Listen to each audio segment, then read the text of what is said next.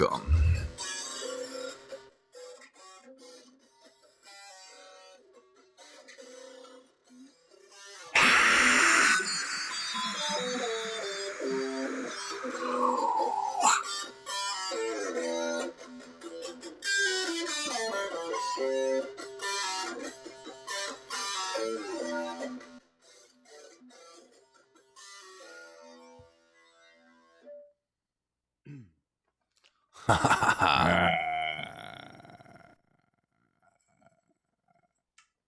Those are my lyrics. I like that. How's it sound? Does everything sound fine? Yeah, I think so. I'm Somebody going to complain about the sound? I'm digging it. Well, I think I was down too low. When I watched the last one, I was just turned down way too low. I didn't realize I needed more preamp because I'm not using the. I'm using a regular XLR. So I think it was just me. I think somebody said my shit was blown out, like kind of like a water willy. You ever remember water willies? They kind of look like a blown out asshole. Yeah. I think that's where they got the idea. Like an exo asshole. Oh shit! What's going on, everybody? How's it going? How was your drive home tonight? Are you still driving home? Maybe you're listening to us live while you drive home. I recommend it, actually. You are Drink Booty Sweat. Yeah, I mean, our sponsor. I got a buddy that I made like 10 grand or something last night on a Bitcoin exchange, or like a cryptocurrency, a new cryptocurrency exchange. Went up 147% or something overnight. Seriously? Yeah, true news. One of our loyal fans. Damn. Yeah. Well, get me in on that. Yeah. How's that shit work? I don't know. Can I pay somebody to go make me money or something? Well, I think, I mean, I believe there's maybe some crypto investors now, possibly. Crypto investments. Huh. Might be kind of pricey, though. Volatile. It's a volatile system at this point, but hey. Wild, wild west, baby. Hey, I got something to talk about. All right. It's about walking through graveyards, digging up bodies, and stealing jewelry, man. You know, that's what I do. It's how I make a living. I think it's called grave robbing. I like it. It's really good money. It sounds heavy. No, check it out. So, all the restaurants are having a hard time hiring people. I've heard that, yeah. Whoa, holy shit, where'd that come from? It just fucking jumped up. Yeah, I think I just bumped something on here. This is that shitty cable of mine. I use shitty cables on purpose. So like somebody we know like posted some shit on Facebook about it, and then they removed it before I could comment. And they probably no, it's okay. I think he removed it because he probably read it the same way I did. And we could probably name drop him at some point in time. It's not a big deal. It's not a bad thing. Sure. I actually wanted to get some of your thoughts on all this shit too, because I have thoughts. Obviously, I have so many thoughts. So he was basically, you know, his post was basically a gripe about the industry and working in the industry because the industry blows. So months ago, you were approaching me saying that your girl works up in Parkdale at a spot. Right? Sure. And you were, this was months ago, maybe 7 months ago. Oh yeah, and it's been years. It's been years. So you're saying they're struggling, and you were like, I don't understand how, you know, why someone wouldn't want this dollar amount that's being offered to do this job. Right. And I was saying to you, I'm like, no, if you've worked in the industry, it's like, dude, you couldn't fucking pay me enough to deal with the headache and stress that it takes to make a professional kitchen run smoothly. Sure. So my point is, anyway, back to the dude's post, about how shitty it is to actually work in the industry, like, is part of the reason people aren't going back. So, sure. So what was kind of left out, the context that I wanted to comment on that I thought was left out was that it's the models, the business models themselves, the way they're designed. There's no money in selling grub. Right. No, well, you're selling service, right? That's a lot of the money. I just mean restaurants, like the turnover. There's not huge profits. You're not going to get rich running a restaurant. Well, basically the profit margins are low. You can't. I'm just saying, like, business models, the way they're designed, it's hard to keep those kinds of employees paid well and happy. And then when you do, they move on. They never last. Well, I mean, and there's something like, is something to the fact that like you have new people kind of coming up and through the ranks that learn it, and then they do move on, and then maybe sometimes you do have systems that always get like entry level. You know what I'm saying? Like some businesses, that's the bulk of their workers, because the work's just hard, but it's not necessarily, like you don't have to think too much. It's just physically hard. Like you said, you got to put up with a lot of bullshit. You know what I mean? And I agree that a lot of people who have maybe been in the industry for years are over the industry to some degree, and the way that they don't want to go back. But that still shouldn't necessarily stop somebody that can make like 60 grand a year or something that's just like has no education or experience. Like for somebody to not want to take those opportunities, that's a little wild. Kind of no matter how hard it is, because it's actually a life. You know what I mean? Like, so I think at some point it just gets bad enough in the world that like, it's not fun, but it's a life to some degree. So that there'll have to be some people that decide to have a life. You can rent a house and shit. But I think the word hard is not exactly accurate. It's not that the work's hard. It's that it's fucking annoying and it never leaves you alone. You don't ever get oh shit. You don't ever get a day off if you're a chef at a restaurant. Sure. You do not get you could be in the fucking Bahamas, your phone's ringing. Right. And it's that mental part of it that makes it just suck. It drags you down and it makes you hate what you do. It makes you hate your craft. And there's no way it's unavoidable. I actually, there are some solutions, but nobody's asking me. Well, that's what I'm saying. I just think because people need to make a living, and it's not necessarily like and let's just think about this. You can be talking about the chef, but we're not necessarily always talking about the chef. Mostly we're talking about all the other stuff, all the other positions that exist in a restaurant. So line cooks, dishwashers, sous chefs. So the fact that like a lot of those wages for those positions has actually moved up a little bit. From a lot of what I've heard from places where they're like, we just need people. We don't care. We can afford it. We'll pay them more money. Or in the case of one restaurant I read, they're offering like tips to the kitchen staff, percentages and things like that, that's even normal, profit sharing. Kind of, that's everywhere I've it ever is, worked. but it's not necessarily like on any fixed amount. Like if like where I've worked, it's like they'll give them a fixed amount, not necessarily a percentage. And so at this point now, it's real straightforward. I've had that too. Where everybody just gave the dishwashers $10 each, and they ended up walking like $40, $50 or something, but they weren't getting like, what if we made like tons of money? They probably maybe they got a little more. Mm-hmm. But my point is that they're offering things like profit sharing and things like that. Reasons to work long term somewhere that might offer you. If the business is killing it, it's because you're killing it, right? And so then there's like a reason to be there too. Things like that, And like you said, like I don't think that's that hard, but I think that businesses that don't have to hire certified people, they always try to get away with shit. I mean, because the profit margins aren't there, and not every owner is a very good worker. Not everybody that wants to open a restaurant and can afford it is necessarily the right kind of person to run it. See, you're totally right. And I figured it would come back to this. And I want you to keep going. I just want to say really quick, though, in my personal experience, because I'm selective, I've actually worked for good people, good restaurant owners who are doing their damnedest to make the ship run smooth and make sure everybody's happy, and still couldn't find a fucking way. Right. Like, so yeah, there are hose heads, but there's also, so it's probably even worse. But in Hood River, it could be said in Hood River that there's too many places that are almost identical.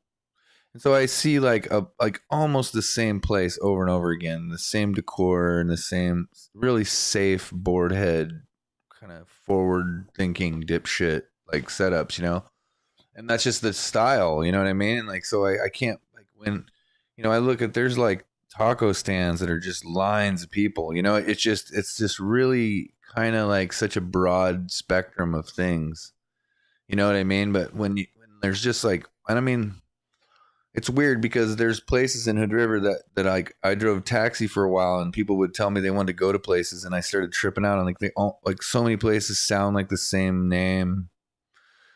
so many businesses sound the same and so many roads sound the same and holy fucking non-creative. And everybody copies each other's menus. Oh my too. God. And it's just blatant when you're local. You're like, wait, what the fuck? It's so straight for tourists. Same person owns all the coffee shop. I remember it's the same coffee. Remember back in the day, the wing nights here in Hood River, and you could go to a whole bunch of different places each night and get wings somewhere. Here it's like, I don't want to say it. Doesn't really matter. No, but I just mean like, so there's nothing that's going to do anything for anyone in that way. You know what I mean? So it's like people aren't making it because they shouldn't. I mean, if I can work as hard as you want, you know, another shitty pizza place is not a good idea anymore. So I love bitching, man. It's like one of my favorite things to do.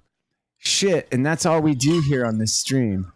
So what else are we supposed to do? No, it's offer solutions. Oh, sure, self-help. I love those kind of people. I have solutions. Okay. I actually have a solution. Here's one solution. Okay, if you're listening to this and you're a restaurant owner, listen up, because the West Goats are bringing the wisdom. We have the answers to everything. We have the answers to everything. Number one, labor. Okay, we had this conversation before, Roman. About and this could be like a hypothetical story, but this was an actual story somebody told me of. It was a painter, and he is like, it's weird because the first half of the day we'd get half of this entire huge wall done at this car dealership. Sure. And then my guys would take a lunch break, and the second half of the day they wouldn't even get half done that they did the first half of the day. So this is just actual fucking biology, and there's something to it. And you and me have talked about this before. There's a reason why all sporting events are only 4 hours. Oh yeah, max.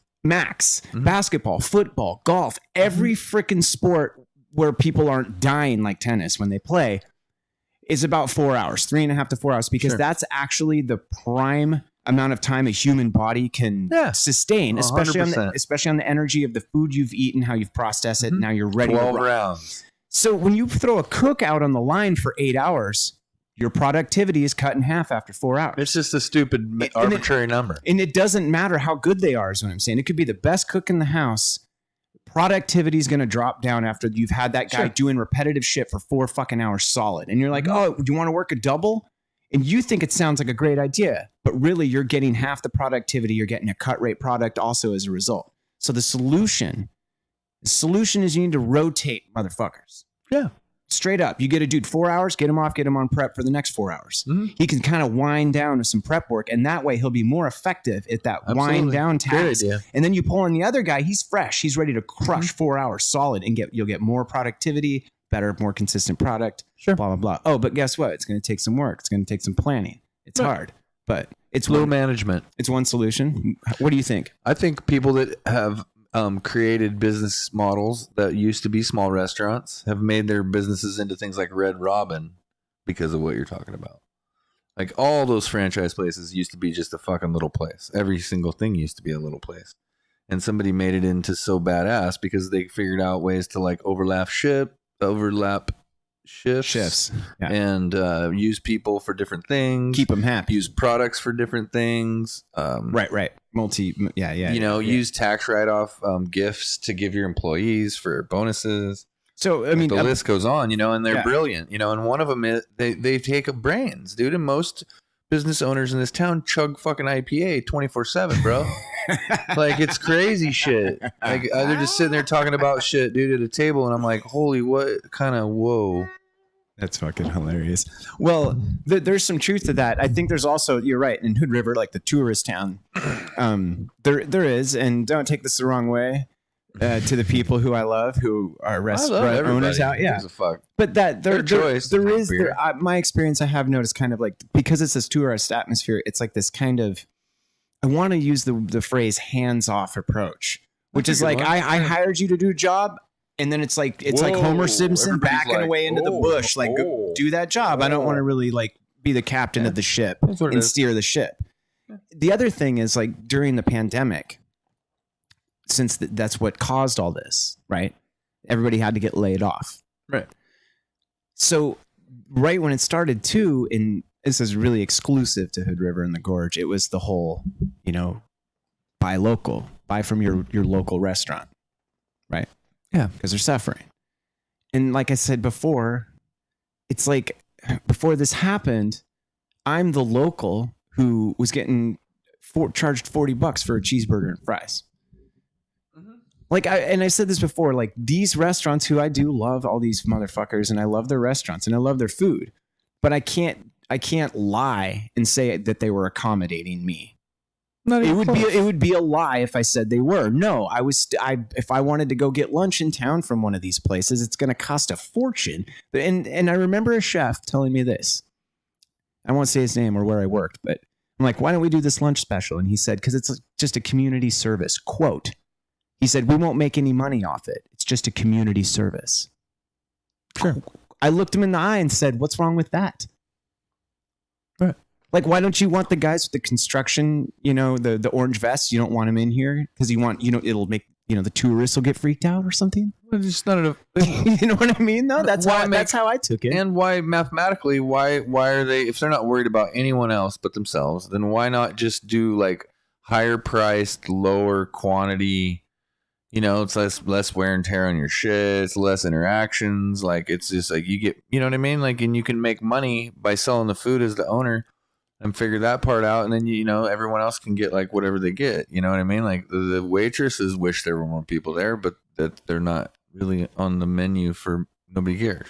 So and I think you look into Tilly Jane's, like they're again, these little window. I still want to go in there. I gotta go in. But she posted something on Facebook. Somebody did off there. I think it was Laurel, but it was like it was full of people, different kinds of people sitting at their desks or at their tables. I mean, like around the area, fucking watching TV and talking shit, eating chicken wings, and just I want to go there. Normal, you know what I mean? Like I'm just saying, like the fact that I don't know, man, it's just weird to me. We should go there. There's definitely a weird element of not wanting like different mixtures of races and different mixtures of like cultures and stuff mixing with that. I'm saying there's definitely an overt way that like the boarhead joints all over downtown have created elaborate ways to just never really have anything on the menu that anybody from Odell would ever go to eat. Is that the best way I could say it? Are you saying there's nothing good on the menu there? No, they don't do any of the food that, like a tourist would skip because they want to eat something like salmon, fake local or whatever. Oh, right. But they would, local would eat it because it's like a fucking chicken strip, cheesy chicken strip or something. I don't know, and like it's clearly obvious that you can have that on there. No, you're so right. You're so right. I worked at this place in Stevenson. Okay. If the owner's listening, he'll understand. Don't take this the wrong way, bro. He inherited this place. He inherited the menu too.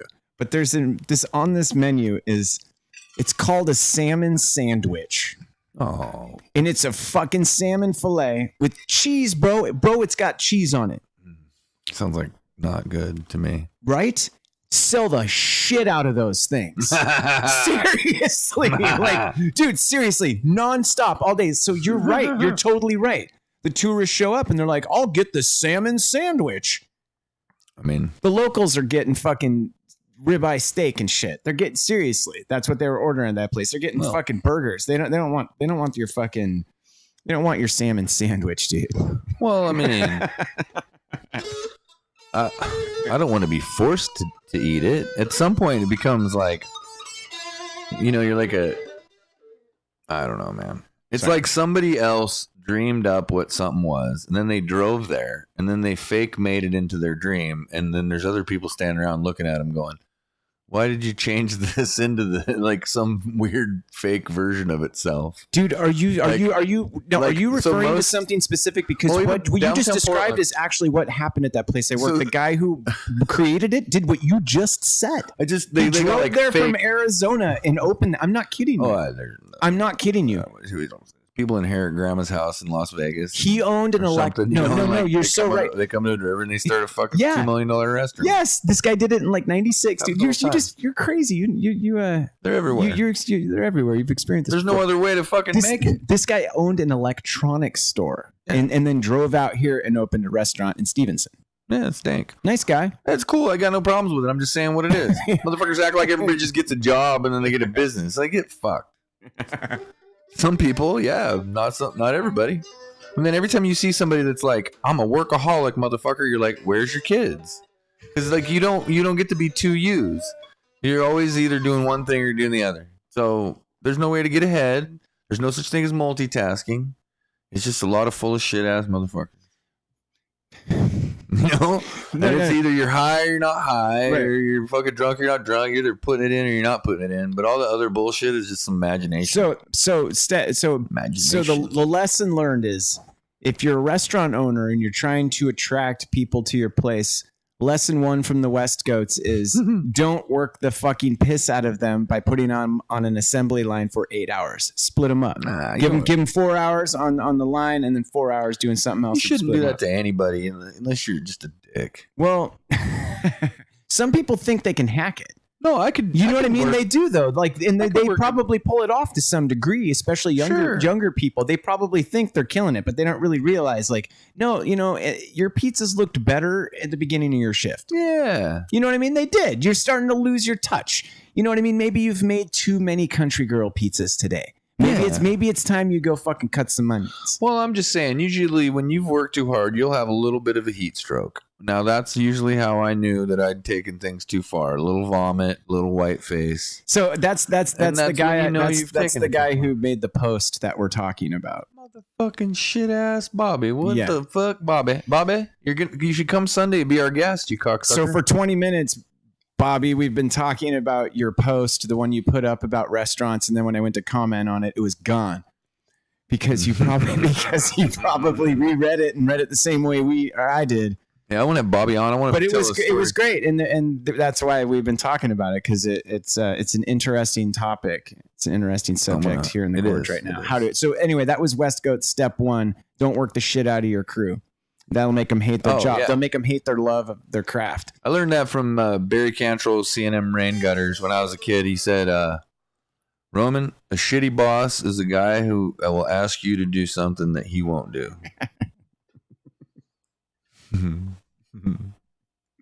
Say it again. I'm sorry.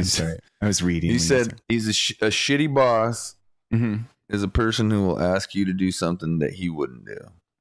Oh yeah. Everybody, that's like the definition of a shitty boss. The captain mops the deck too. That's how it rolls. Like I said, plenty of people. There's people who have restaurants, like say at a golf course, right? Where people just literally just walk over and eat. I mean, there's no choice involved there, really. They're already golfing and like they just want to eat after they golf. Like you can basically, it's just pure Cisco. And nobody gives a fuck. It's a Cisco. Nobody gives a fuck, right? And they make money and everybody's happy. Like, I just don't understand what the big fucking deal is. Like, they overthink this so bad. Like, you go, like, there's a big factory up here. You park a fucking couple of, like, a burger wagon, taco wagon, maybe like a sushi wagon. I don't know, pick something. You park them right next to the place where the people eat. They eat. The fuck is wrong with people? Like, nobody needs restaurants. The fuck out of here. You need party places and shit. Nobody cares about your fucking decor. Like, they repeat, like, an industrial area like someone's actually working. That's what the vibe is. Like, it's like, we all don't work. Let's make fun of work. And so they get all this, like, wood and beams and fucking exposed stuff. See, but people, dude, job sites. I am with you. It drives me crazy. I don't really give a fuck. I completely agree with you 100%. Like, if you're going to waste all that money, why not put it in something fun, like a fucking video game that's free or something? Like, what the fuck, man? You know? Like, play some movies, like some Netflix. On like a fucking 800-inch square fucking TV or something dope. You wasted all that money on a bunch of shitty wood and shit. Yeah, see, Barry Cantrell, 100%. I want to say that I agree with everything you're saying, but I think that people actually like that shit. I do. No, I do think they do. Yeah. This lady, okay, you ever been to Aspen from the Texas side? I mean, it's a wild question, but one time I drove back from Texas on an oil rig job, me and Jeremy Carter, and we were driving, and he wanted to go through Aspen because he like wanted to have lunch in Aspen. He's just full of shit, and he wanted to do it. I love him. You know, it's funny. It was a funny idea. So it's like longer, but fuck it. I've never been to Aspen. Sure, yeah, I'd do it. And we're driving, and we're getting paid to drive. Fuck it, right? So there's this town. And this is a stupid story, but I'll tell you. No, let it rip. There's this little town. I don't know what the fuck name is, Salina or something. Okay, and I don't remember this. Any other reason is I'm watching Jeopardy the other night, and this is just a matter of perspective. I'm watching Jeopardy the other night, and this lady says, "My story of my most amazing story in my life was fucking that we went for a drive in the middle of nowhere, and we got stuck in this little town named Salina, and there was no there was only 2 payphones and a blah, blah, blah, you know? And I'm like, you know, that fucking town's like the Dalles or some shit. And that's just how full of shit an LA person is. You know what I mean? Like, that's just how full of shit they are. They're like, there's only 3 payphones. That's her idea of what, like, going to the Dalles is. Mm-hmm. It would be like somebody saying, like, I went to a town where there was only, 2 McDonald's. And their friend would go, you know what I mean? Like, they had 2 lanes on the freeway. They'd be like, so these did you get lost? So you're saying that these are the people that would enjoy that decor? That's the fucking shop. That's who we're shopping for here. Yeah. These fools are in a fucking nightmare of their own cesspool. Right. I mean, this is like the drug addiction capital. You know, like these are the people that are on the most shit. All the layers of all the psych meds and all the fucking Botox and jacked up on fucking, like, I got a new Tesla. What kind of Tesla did you get? And like, dude, they're just so fucked up on, and they go to church, they get fucked up on pills, and the combination is just this amazing mix. And then that's who comes on vacation here a lot of times. All right, hold on. All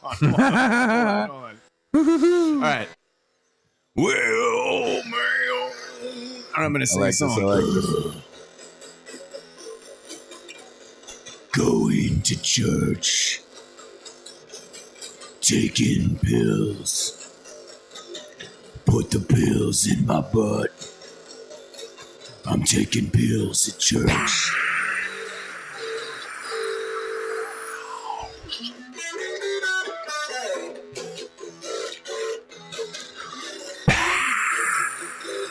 Amen. Pills. So that song's called Pills in My Butt. That was written by the West Goats just now. I like that. It's a good one. Cool.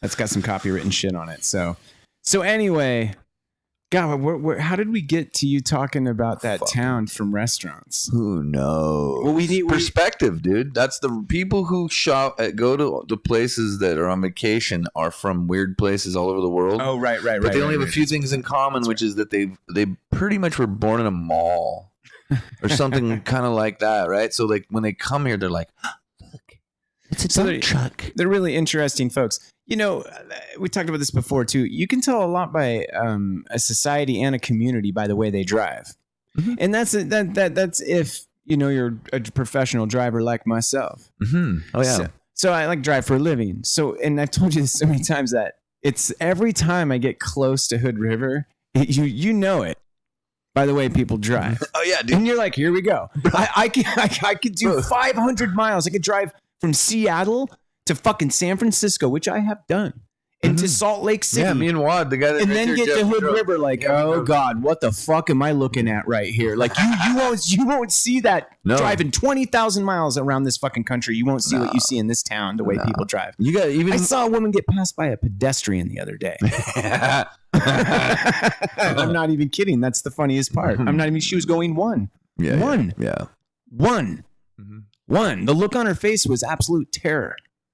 I think she woke up driving. That might be true. That might be true.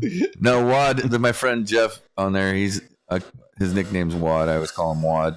Longer story, but he's saying that he's waiting to be a guest. His dump truck driver. It might be a good guest. We should have him on sometime. Yeah.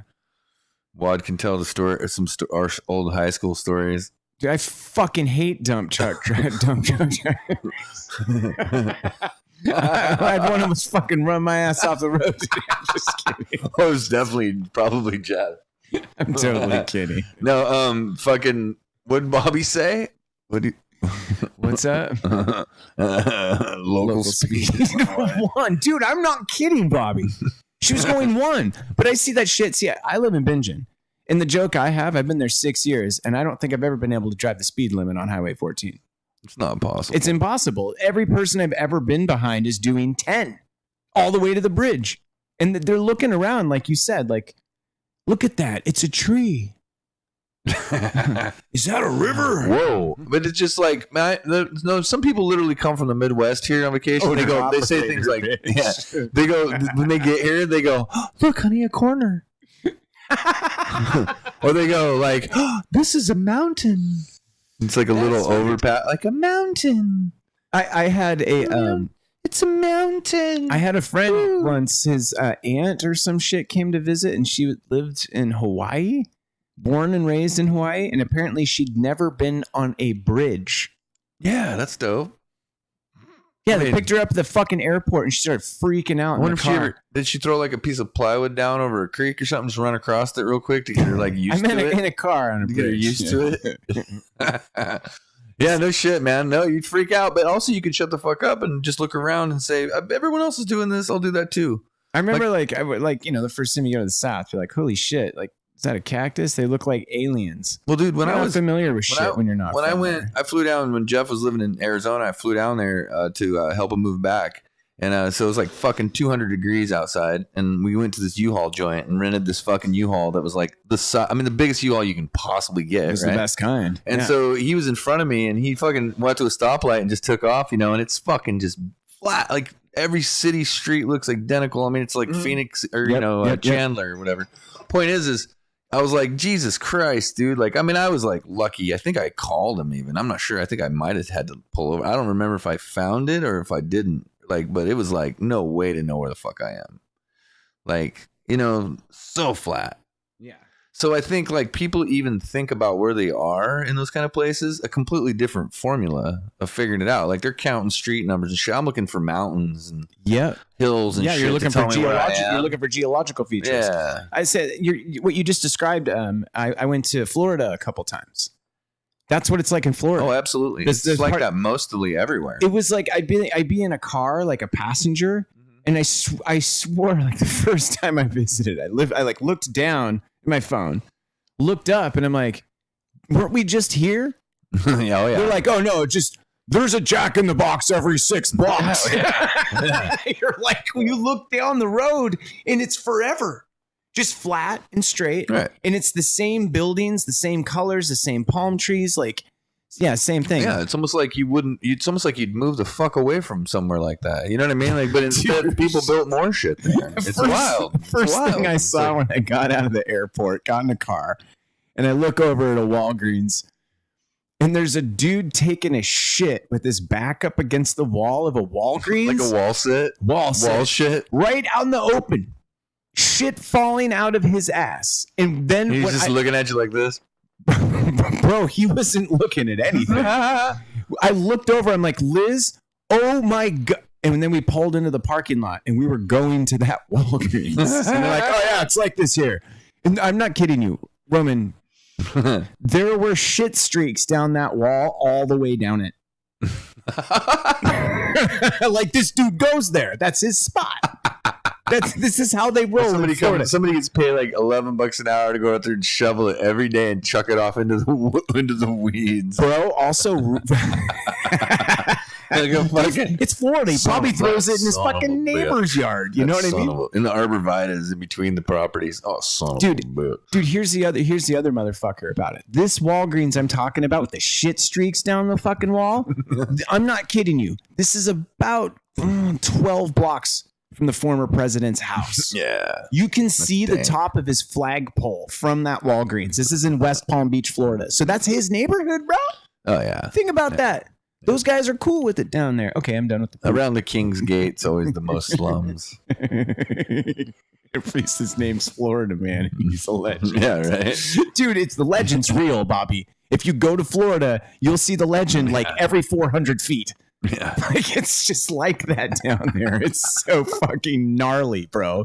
I drove to the Everglades, like doing what I do for a living. Really? Yeah, dude. That sounds cool. It was not cool. I mean, Those are some different people down there. Oh yeah, they hunt boars with pit bulls and knives. It's dank. Guy told me a whole story about it. They release the pit bulls, they chase down the fucking boars, and then the pit bulls attack them, and then they just run up to the boar, jump on the back, and stab it in the side of the eye. Booyah. I was like, that's pretty brutal, bro. He's like, yeah, one kicked out my tooth once. This is in Florida? You've been to Florida? Holy fuck, yeah. Oh, cool. Probably 50 times. Oh, shit. What parts? Fort Lauderdale, Orlando. That's right. Miami. Oh, shit. I was in Miami, Fort Lauderdale. I mean, the same shit. Hollywood. Hollywood, Florida. Fucking and Bahamas. Shit, I've been to 40 You were talking, countries. wrapping it back around to restaurants, man. What I really loved about Fort Lauderdale and Miami is like food service, window service everywhere. Oh yeah, you get fucking whatever Cuban food, fucking tacos, whatever, just from a window. Like I like that kind of shit. South Florida is like the whole world, man. Like the whole world's inside. It's like LA, dude. Everything is there. Oh yeah, yeah. We went and saw some shows there. I went and like saw some fucking blues band. We ate fucking Cuban food all over the place. Cuban food's weird, man. I don't know if I'm into it too much. I don't even remember. I don't really ask anyone what kind of food is what. I just eat shit, and like sometimes it's hot. And sometimes it stinks. But it's like fucking plantains and fucking like... I just ate it. I tried a little bit of everything. The weird flavors. What is that fucking flavor that they use? Cuban food. It's in fucking everything they eat. Like it's in their breakfast. I don't know. Maybe somebody knows. Anybody know on chat? That's a fun thing. Let's talk about that. Anyone know what's in Cuban food? Not just what's in it. They have like some sauce or some distinct, like maybe a pepper or some shit that they just put in fucking everything. And I can't remember what it's called, but... I don't know, but I like trying weird food. Like when I was in Thailand, we ate fucking bunches of bugs and grubs and worms and fucking cockroaches and frogs and every fucking thing because we were just a bunch of shitheads and everyone was drinking and we were just laughing at each other and eating shit. And it was gross and kind of... You said you had Rocky Mountain oysters too. Oh yeah, that was in high school, like from loggers. Wad knows about that, dude. When we were kids, we used to go to these, like people bring in batches of sheep nuts to like big parties, and then like I said, almost everybody like that hadn't tried one, you'd try to tell them it's like a chicken nugget or something, and like trick them into eating it. That was just like a fun game. And then you just roll with it after you've taken the first bite. Well, once you've eaten one, yeah, then they're actually really good. So who gives a fuck? Because like you start to realize you ate someone's leg. And like you ate what the fuck? I mean, I just can't. I don't know. There's parts of life I just can't get too hung up on. I don't really give a fuck. I am way fucking more adventurous now than I used to be. So in my 40s, check this out. I was the lamest, pickiest fucking eater up until I was like late 20s. The guy who was like, "Is there onions in that?" Like I wouldn't eat. Dude, that's where I'm going with this. It's funny. I was the pickiest son of a bitch. I would eat just the plainest, fucking lamest food until I ate In-N-Out Burger. This is where it all changed for me, man. And I was eating In-N-Out Burger, and there was some caramelized onions stuck on the side of my burger. I'm like, get this shit off of there. And my buddy was like, eat that. He's all, fucking eat that. He's like, Nick, fucking eat that. Just at least fucking taste it. It was delicious. And then I tried onions, and now I just fucking eat anything. I would eat sheep balls, is what I'm saying. I would totally eat sheep balls. You should I fucking eat whatever. I don't give a shit. I'll give it a go. You can always like drink some water, spit it out. Totally. I mean, unless it's like rotten and I'm gonna get sick. I don't like hot sauces. I don't want to get shit. I don't want to be like, I don't want to have a gut rot. Like when people try to force me to, I don't like. I hear what you're saying. Like try to get you the ghost pepper sauce, lace you up like this guy I fucking worked with. You can't do it. I'm like, I know I can't. Because my asshole will burn. I worked with this dude at the pizza shop. He showed up with that ghost pepper sauce from El Recon. It's like, dude, it's so good. It's so hot. And then he disappeared. He was in the bathroom for like an hour, bro. Right. He came out and then went right back in the bathroom and we sent him home. Yeah, I mean, words are not... That's not cool. That's not fun. When your ass is raging and you're still telling everyone else to eat it, you're just fucking with people. You're not actually trying to get your friend to enjoy his meal. And if you haven't figured that out by now in life, like, goddamn, like, yeah, it's awesome. It was like one time I was living in the bathroom, like, you gotta try this. Yeah, one time I was living out to the living room. One time I was living in Salem with my buddy Randy and Yetter, and we were sitting there, and we were trying to smoke pot. There was no pot around. We were trying really hard. We had this plastic bong, and those fucking guys. I think I fell asleep, or I wasn't paying attention. I was watching TV or something, maybe playing a video game. And they scraped the shit out of that bong, dude, and like they scraped the plastic on the bong, and then they just load this huge bowl of all this scraped shit and duff and plastic and everything. They just like nudge me, like, "Here, dude, hit this."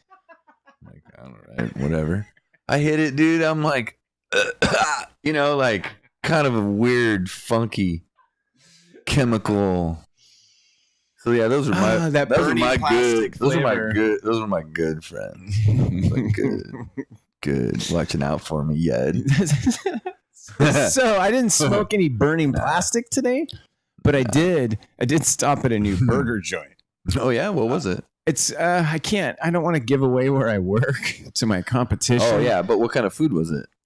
I mean, like, what'd you get? I got the jalapeno burger, so it was like Swiss jalapenos. Was it made like that? It was like made like that, or you got? It was made like that. It was I just said, give me that jalapeno burger, whatever's on it. It was like fucking grilled onions, tomatoes, jalapenos, Swiss, whatever. Took a couple bites and I'm like, whatever, this thing ain't worth $10. By the time I was done, I'm like, dude, I will totally be back. The place is good. Bomb. Yeah, I like checking out new shit, and I'd never been to this place. I'd driven past it for years, so I stopped and I headed up. Dang, I'm a sucker for burgers. Dang. I'm probably gonna die from them. I eat probably 4 burritos from the same place per week. One of Windmaster? No. El Monte. Oh, actual burritos. Where's this at? It's right next to my work. Like right in front of Bryant Pipe. What's Bryant Pipe? It's irrigation supply. It's like on Tucker Road. Tucker. So if you're like go by Rosars towards the mountain. Right. It's right on the left there. There's a taco stand right there. Oh, fuck yeah. Okay, dude, I know where you're talking about. It's a place by the old recycle center. Mm-hmm. Okay. Fuck yeah. I've been wanting to stop there. They have some badass burritos, huh? What kind of burrito do you get? Well, so when you get a meat burrito, right? It's kind of like mostly meat, which is cool. Like most people like that, and that's fine. You know, that's kind of like the norm. But they have like a bean, cheese, and rice burrito, right? That you can just add stuff to. So you can add to it instead. Or sometimes I just have them make it normal, like maybe add sour cream or jalapenos or something. But it's just vegetarian, right? And then I'll just get like a taco, which is like a huge amount of like, you know, it's a tiny little taco, but it's still like, you know, they just pile on the meat. Mm-hmm. It's pretty much enough meat to throw into that burrito if you really wanted to have meat in there. Instead of it being 93% meat. Otherwise, it's completely different flavor. Yeah.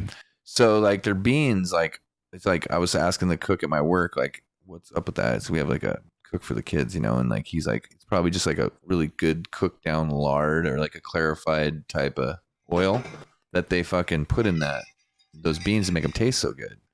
Well, yeah, you know, because I'm not really exactly sure how they're doing it, you know, but like it's lard. Yeah, probably. It's delicious. But the way that but you can save them for quite a while and it still stays kind of the way it is. It doesn't turn greasy or anything. Like the way they're cooking it or how long they cook it or whatever. It's just it infuses into the beans and like that's it. It's gone. It's not greasy, you know. No, yeah, there's some truth to that because I've done it at home. But the way I do it is, and check this out. Bacon fat, bro.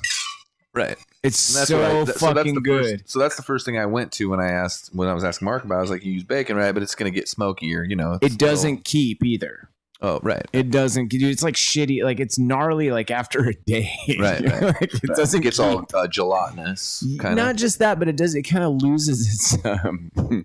Well, you just have to find out for yourself. Right. I do it all the time. I always save all my bacon fat at home. It is. It's like bitter and it gets like, it just tastes nasty on day 2. No, I think it's something you just do for that meal. Yes. You know what I mean? Like you're not trying to, like I said, I would buy it otherwise, like from like in a tub if I was like had a restaurant and I wanted to try it. Oh yeah, it's fucking delicious, dude. But my point is like it's worth it because it's probably the meat fat content that you need for the. I mean, I wonder what that, you know what I mean? Like, I wonder what health-wise, once you add all that together with just that little bit of like a taco too, I wonder what that comes out as is healthy. You know what I mean? Like, I'm curious to think about that because compared to like, you know, whatever the fanciest healthy thing is, right? Because you know, healthy food is like what it ends up being is just just didn't eat. You know what I mean? Yes. Like, and that's a cool way to do it too. Yeah. Because that does count. But then I'm like 6'3" and I need to eat. So I'm thinking like I need to put some food in me. And I'm thinking like it's probably going to cause me to, you know, it could be perceived as unhealthy if I eat enough for me to be happy. Right. So like I think there's a weird, like it's like somebody's trying to talk about a math problem, but they're humans. So you're like, it's weird. This math problem doesn't seem to fit into this human. Like, you know, because like humans are a really big range of things. Mm-hmm. Yeah, it's complex. Yeah, I mean, it's kind of like it's almost like every individual person just kind of need to worry about themselves. You know what I mean? Because like some guy's talking about a diet, it's like, well, that probably did work for you. That's what. Yeah, I was gonna say. You know And what I maybe mean? it But, worked only one week and then not the next, and then you don't even really know why. And you get a new stressor, and you get older, and like something changes in your body, and then everything's out the window, and you're into something else. So I being flexible is probably the only real skill there that you'd need. So you could just constantly evolve and be like, oh, I shouldn't eat that anymore because that's clearly not doing it for me. And then, like you said, like you quit drinking for a while, and then you end up like fucking. Now maybe it might like eating more burgers wouldn't seem to be like any kind of negative effect, or like so one goes with the other. I'm really glad like that. You know? Yeah, no, I'm so glad you mentioned that because I was going to say that. So it does, and it goes exactly with what you're saying. Like you're going to change, like you said, new stress is going to come your way. Like you're going to age, things are going to come. Things are going to change in your life and in your body. So yeah, so I haven't had a drink for 11 days now. And anyone listening who doesn't know, I drink every day. I drink every day for 20 years. I mean, I'm a functional alcoholic. I don't drink in the morning. I don't drink and drive. But I drink a 6-pack of Tall Boys every day of my life. So 11 days without a drink is a huge deal for me. But you're right. The digestion thing is crazy. I can like eat fucking anything. Remember how I'm like, I can't eat pizza. Remember that shit where I'm like, I can't eat this. Like now it's like, dude, I can put anything in there and I'm doing just fine. Sure. I'm gotta be suspicious. I think the alcohol may have been somehow involved. Well, and it like I said, it doesn't really like to share time. What's up, Tim? What up, Tim? It doesn't like to share time. Like you said, alcohol's kind of like you either do or you don't do it. You know what I'm saying? Like it's just not. Like I said, I never really drank all the time ever. I don't drink at all now because I just don't have any reason to. Right. Like I wish I would win the lottery and I could just be like, let's just drink for days or something. I just like I'm not super comfy with that anymore. I kind of have like a bunch of things that I like to be successful. They were like cigarettes. They're like cigarettes for me though. I mean that's kind of like how I smoke cigarettes too. Like it was just it wasn't really. It's a different thing for different people. Yep. And so some people look at it like it's just the next thing you do and the next thing. Mm-hmm. And like when I see next thing for me, I get like kind of tripping. Like it just trips me out. Like it's because the way I grew up. You know what I mean? Like I think when I see any, like I can't drink the same drink, whatever it is. It would, you know, like I was drinking those Kill Cliff CBD drinks for a while, but I just like was like shit. I bought like 6 cases of those like in a row over a few months, and you know, and that was just like the drink I would drink if I wanted something other than water. And then I was like, fuck, I can't drink the same thing for very long. Like it's just not healthy. Like you got to change it up. That's like, weird. My old man taught me that. That's interesting. You know? And I have drank the same thing forever. It's just not. I can tell you too, like my drink, because you know me, my memory too, my drinking habit. Like I started with later, Bubby, with micro brews and shit like that. Sure. But eventually, I moved to domestic beer and Budweiser. Yeah. So from Budweiser, I went to fucking Rainier. That's what I drink. And when I say Rainier, bro, I've been drinking Rainier every day since 2010. Sure. You know what I mean? No, I don't think that's odd at all. Yeah, it's fucking crazy. 2 years ago, I took a 30-day break. And that was the longest I ever gone in my drinking life without a drink. Mm-hmm. I don't really remember much of it because I was under a fuckload of stress at work. Okay. You know what I mean? So like my memory of it is I just wanted a fucking drink every day and then I eventually had one. Oh, okay. But so like the whole thing wasn't very cathartic or you didn't really experience anything interesting. Yeah, nothing like this. Like being able to put down any food I want and not feel like shit. It's like, hey, I wonder if I can eat that hot sauce now. You know what I mean? I'm like starting to think about all the shit I've been avoiding around town, you know? That's why it's worth, no matter what it is, it's just worth changing the thing, right? Like golfing, right? Like we're playing, like when you're playing, you like have a good game, you have a bad game, you like watch a documentary or you watch a tutorial or you just decide, fuck this shit, I'm only going to play 3 clubs. Next time you go, I got new clubs. Then the next, you know, and then like it's just a journey. And if you just want to do the same thing over and over again, like I said, I know guys that have been hitting like their putter from 100 feet. If there's no fucking nothing in front of it, they hit the putter. Yeah, if it's dry enough too. For 25 years. And so that's the amount of time they could have figured out how to pitch. Mm-hmm. Pitch a ball. You know what I mean? Yeah, if you play in the winter, you have to learn how to pitch. If you play in the winter, well, just once in a while, you ought to try it. As the 25 years was creeping along, it just doesn't. It's not. You're not having more fun. You don't even. People that do that don't even like that they did it. There's no reason to not just say out loud like nobody likes that.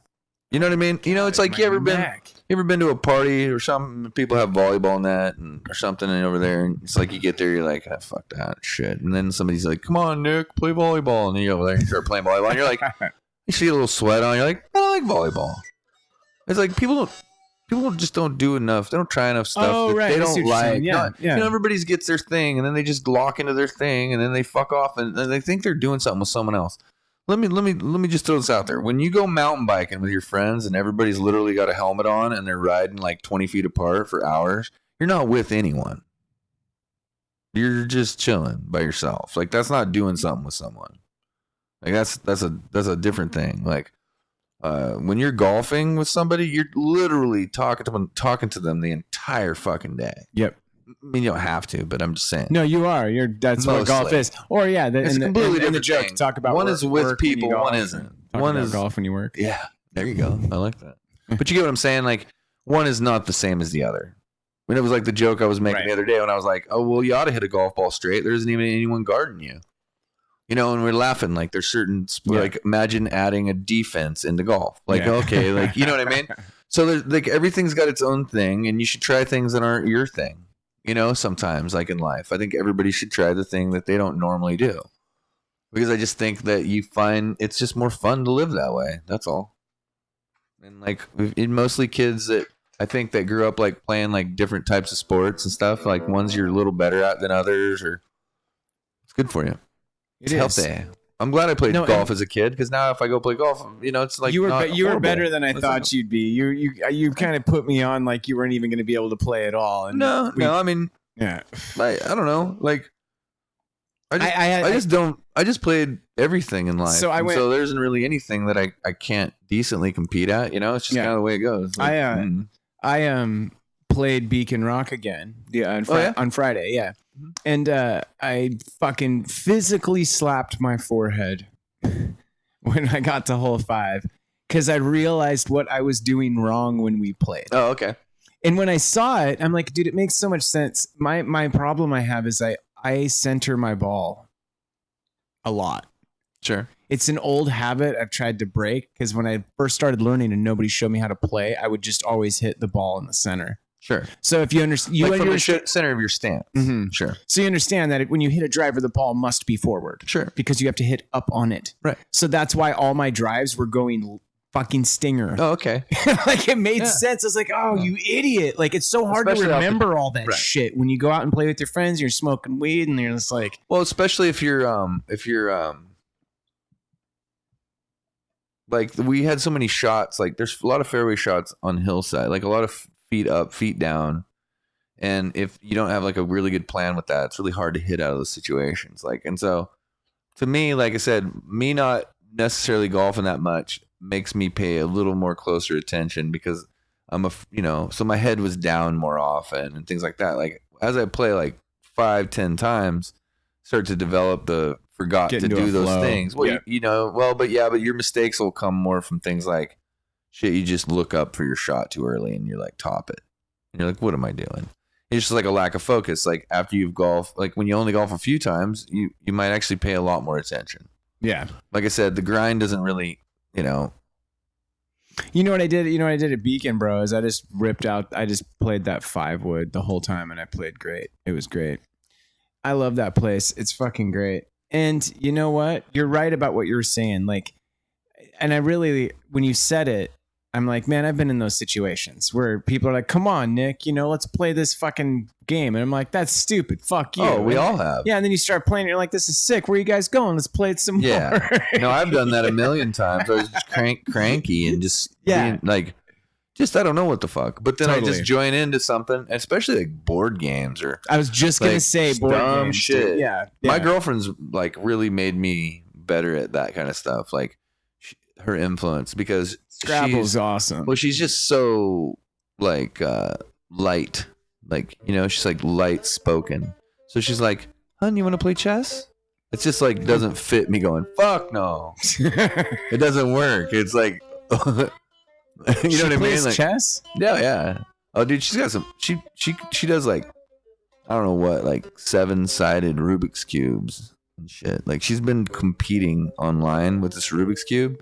that literally has an app connected to it. So when you move it, it's like you can see it on the screen. And she competes with other people, like figuring out each other's like speed racing through. That's putting fucking sick. together Rubik's cubes. So let alone chess, she's on another level. Like whoa, that's awesome. yeah, she's got a lot of talent. If anybody's listening to the stream, check out her fucking art online. She does all kinds of cool art. Yeah, it's cool. Yeah, her art's really cool too. And she does streams on Twitch too. Cat Lista. Yeah. I don't know. I think you just put your head down in life and you do a couple things and you try to do them good, and then you just do everybody else's things for fun sometimes. Exactly. You know, and like, that's exactly right. Like karaoke, for instance, you know, I've always been like really like kind of a bitch about karaoke, and then I like sometimes I'm in my car and I'll hear this really stupid song that I could sing like because of like whatever. It's like maybe just in a key that's real easy. You know that even no matter what you were doing, whenever you could do it. Mm-hmm. And your range. Yeah, it's just like, yeah, it's just easy. Slow too. Like you don't have to reword a bunch of shit, or it's just super cheesy. And you're like, okay, that should be my karaoke song. You know what I mean? Mm-hmm. Well, you just like pick one. Just doesn't really matter. But then when you go to a stupid bar and everybody's doing this silly shit, and then you can just do your stupid song. Because I see people that do that, and almost every time I've ever, because we run karaoke parties with our shit, right? And yeah. Every time I see somebody do that, I go, well, that's so cool in its own way. It's its own thing. It has nothing to do with music really or anything. It's literally that you just pick a song and you always do it. Right. I've never done karaoke. It's so funny and stupid. I could never bring myself to do it. It's dorky in a weird kind of way. And like some people just embrace it so oddly that like it's like awkward feeling and you feel a little nervous and weird, but then they just pull you in. Yeah. It's just great. Well, my buddies used to go to Chopsticks all the time in Portland. You're familiar with Chopsticks? I've heard of it, yeah. Yeah, I went there all the time with my buddy Andy, and he would do like Phil Collins and shit. Right. That's the kind of stuff I'm talking about. You know what I mean? I don't mind. He did, what was that song? I think he did Secret Lover. Is that how it goes? Easy Lover? Easy Lover. Yeah, Easy Lover. Is that what it is? I don't know. I just made something up. No, Easy Lover. It is Easy Lover. Easy. That's Phil Collins, right? She's an easy lover. Yeah, that's the song that. Yeah. That's the song. You would do that every fucking time we went there. Yeah, shit's hilarious. You know, something about that too. You were saying like you get good at some shit, and then you can just have fun with other shit. Yeah, that's really cool that you brought that up because I wanted to shift gears to another subject now that we're hitting an hour, and that's where I was going to go with it, which is I've come to know a couple subjects really well. Okay, right. So let's say music. Sure. Guitar. Gotten really intimate with this instrument. I know it really well. I'd say I've mastered it, like, in some sense. Sure. So, like, when I look back to the way my brain worked, like, I don't know, 15 years ago, I'm like, wow, you're a total dumbass. You had no comprehension of how this thing works. Right. And then when you look back 30 years, you're like, dude, you thought you were the shit when you were 14. You were ridiculously lame. Right. You only knew like 4 chords and you thought you were God on guitar, you know? So the whole point is like, as all of us do that as we learn things, right? Oh, yeah. We look back like, oh, I really didn't have a comprehension of that. Right. So check this out. And what I'm bringing this around to is, and this is totally a gear shift for our cast, is vaccinations. Uh-huh. So I got vaccinated. Right. And you did too months ago. Oh, right? yeah. So I got my first dose, you know, and I kind of mentioned on social media and, you know, some people have said this or said that. And I was thinking about this and I was thinking about science, virology, for what have you. You're going to love this. Check this out. There was this story on NPR years ago, and it was about the logic of kids, small kids. Mm-hmm. And the story that just popped out at me, and I'll never forget it, was this girl and her dad, and the girl asked her dad, how do they shrink you to get you onto the airplane? So the kid looks up at the sky and sees the small airplane. Oh, okay, I see. That's logical. There was like deductive reasoning that just took place there. Sure. You know what I mean? This question isn't stupid.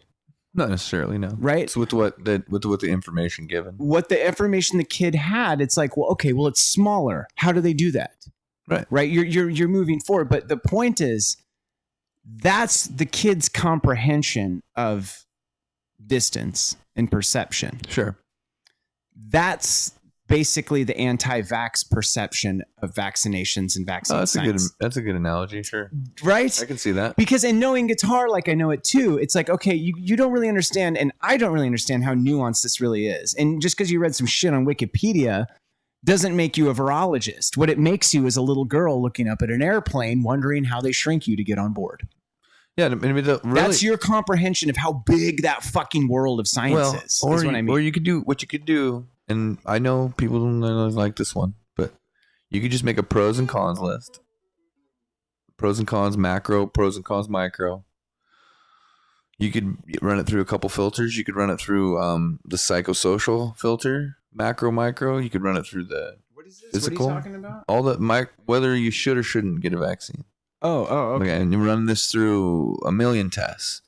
And I just don't think that your personal death is actually going to be, it's going to be on that list one time. And there's going to be like 50 other things on the other side of it.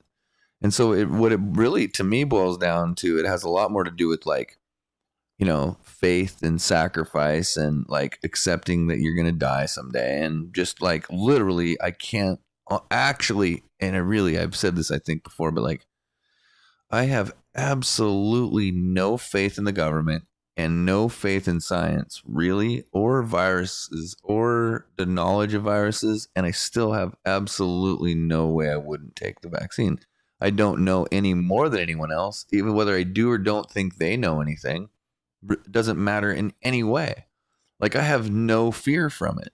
Like, none. Me either. Like, not even, I never even thought about it. Yeah, me either. So I can't believe people think that's somehow saving them or from something. Well, it becomes, like, it shocks me to think that whatever it is they're afraid of, that people couldn't just fucking hold them down and put it in their butt if they felt like it.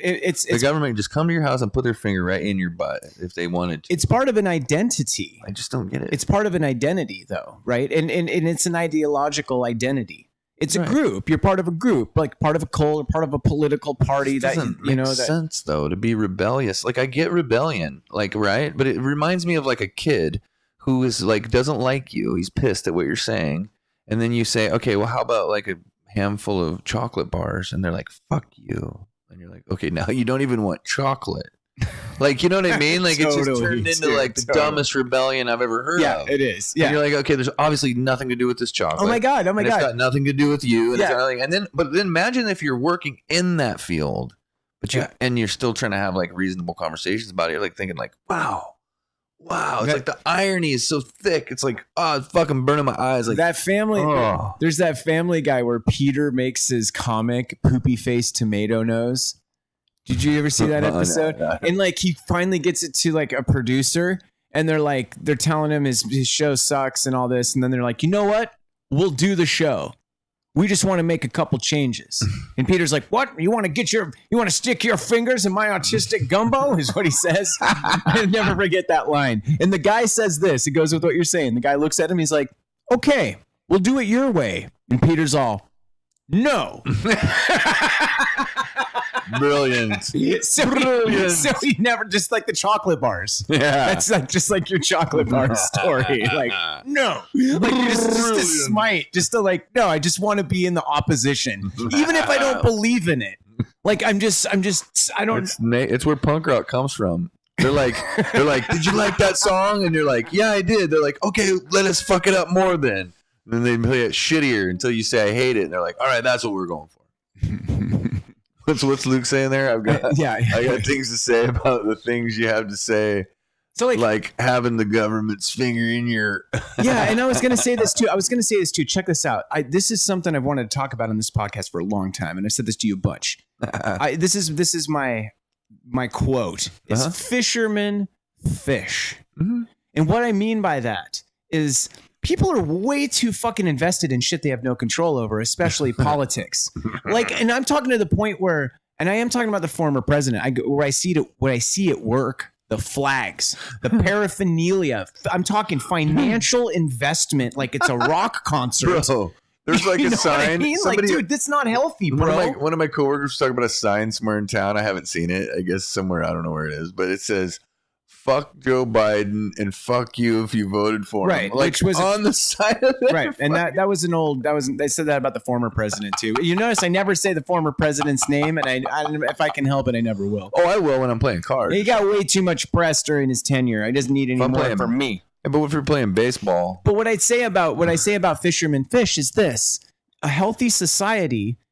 Like, first of all, before I say this, the only two things you can do is vote and run. yeah. And if you don't do one of those, who cares? Why You could be a does it- journalist and you could manipulate the truth or something. That's another angle. Sure, there's another angle. But the point is, if you're not doing one of those things, that's what I'm doing. If you're not doing one of those things, you should move on with your life. Yeah, you should start a cult. No, I'm saying, like, okay, check me out here, and I'll wrap this up because I know you're gonna have some great thoughts on this. I'm serious. Fisherman fish means when you're out on the boat, you're invested in your craft. Your crew is having beers, and we're talking about fish. Right. We're talking about catching fish. We're talking about selling fish. Talking about fish. We come back to shore, and we've done a great job because we invested in our craft. Right. I don't want a fishing boat full of guys talking about the last politician they hate for 12 hours. All wearing hooded sweatshirts, wearing the names of the fucking politicians that they admire. Like, that's disgusting, bro. Dude, when I hear people, that's not a healthy society. That's what I'm trying to say. When I hear people arguing politics, I tell them, get a room. That's as close to wanting to bang each other as anything can be. It's so gross. You couldn't be more disconnected from reality as to just sit around and talk abstracts about politics or religion without actually talking about a specific thing that you may want to actually do something about, which probably isn't.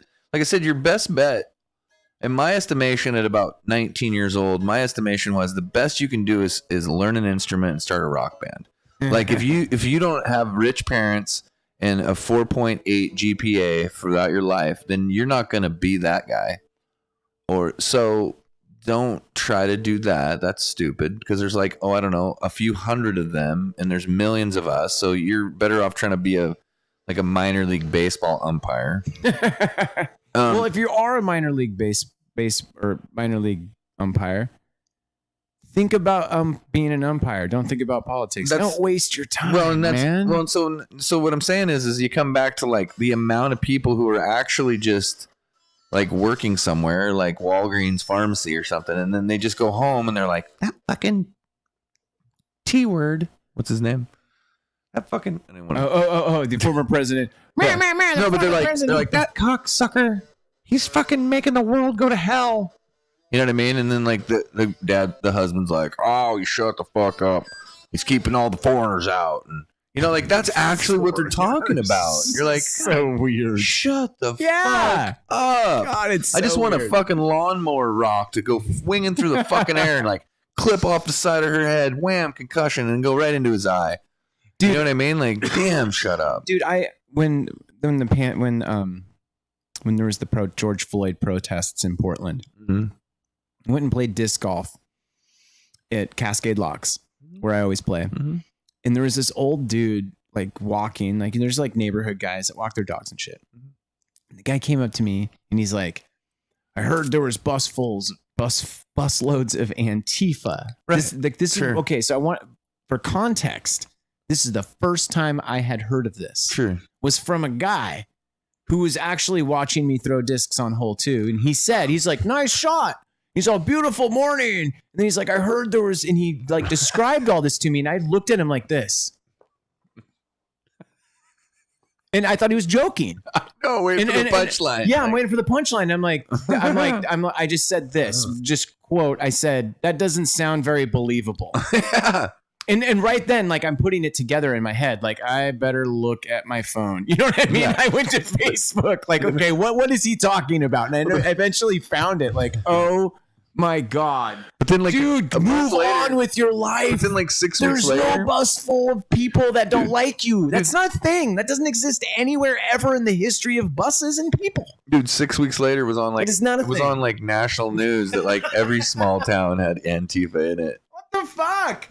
It's not a thing. It's a boogeyman. It's God. A fucking really smart trolls that control these people. Look, man, somebody made a Bible. Like, I mean, do we need to go farther? Like, the guy just that hit the runs fucking his nail on the Bible, head. the guy that runs the Bible's a white dude with like blondish brown hair, dude. Right? Like, I mean, come on. Yeah. And everybody buys that, like, no big deal, dude. Like, I mean, come on. And then during the fires, like people are like Antifa are setting fires and people are setting roadblocks up. That shit. I'm like, dude, it's not the injustice of it. It's the facepalm of these are our neighbors, man. It's like, come on, bro. Like, dude, you're a logger. Go log, man. Doesn't that Don't waste a minute of your life thinking about some douchebag 2,500 miles away who you've never met. You know what I mean? Who fucking cares? Why are you so invested in it? I know. Those cops should have shot every single one of those people on the Capitol stairs. Oh. That was just weird. How did they not even do it? They go, oh, excuse me. Well, excuse me. That's another conversation. That's so weird, though. You know, like, have you ever seen that? Like, nothing says the simulation's breaking down more, or we're just on the set of a really shitty movie. Like, what's like the Earth really is flat? Kanye's correct, and like, you know, what's messed up about that goes with what we're talking about here is that those people were that invested in that shit. That's what I mean. Yeah. But everybody was. The Capitol Police were invested in, like, not doing anything. Sure. No, like, but everyone was in a theater at the same time. Right. Like, it's wild theater. But I'm talking about, like, the mind. Like, right, the politicians were inside. They were going like, but our act. No. And they were, like, holding their magic, and they're like, oh. No. And then the people were like, I don't see the magic anymore. I'm talking about the fishermen fishing. Right. These people who are in the crowd at the Capitol. Right. Why would are those metaphorical fishermen I'm talking about. They're not thinking about their craft. They're not thinking about their lives, their wives, their families. They're not at Disney World. They're not out playing golf. They think they are. Hold on, man. They think they are. They're not out eating hot dogs. You know what I mean? Instead, what I saw in that Capitol thing is just like fucking $200,000 in political paraphernalia.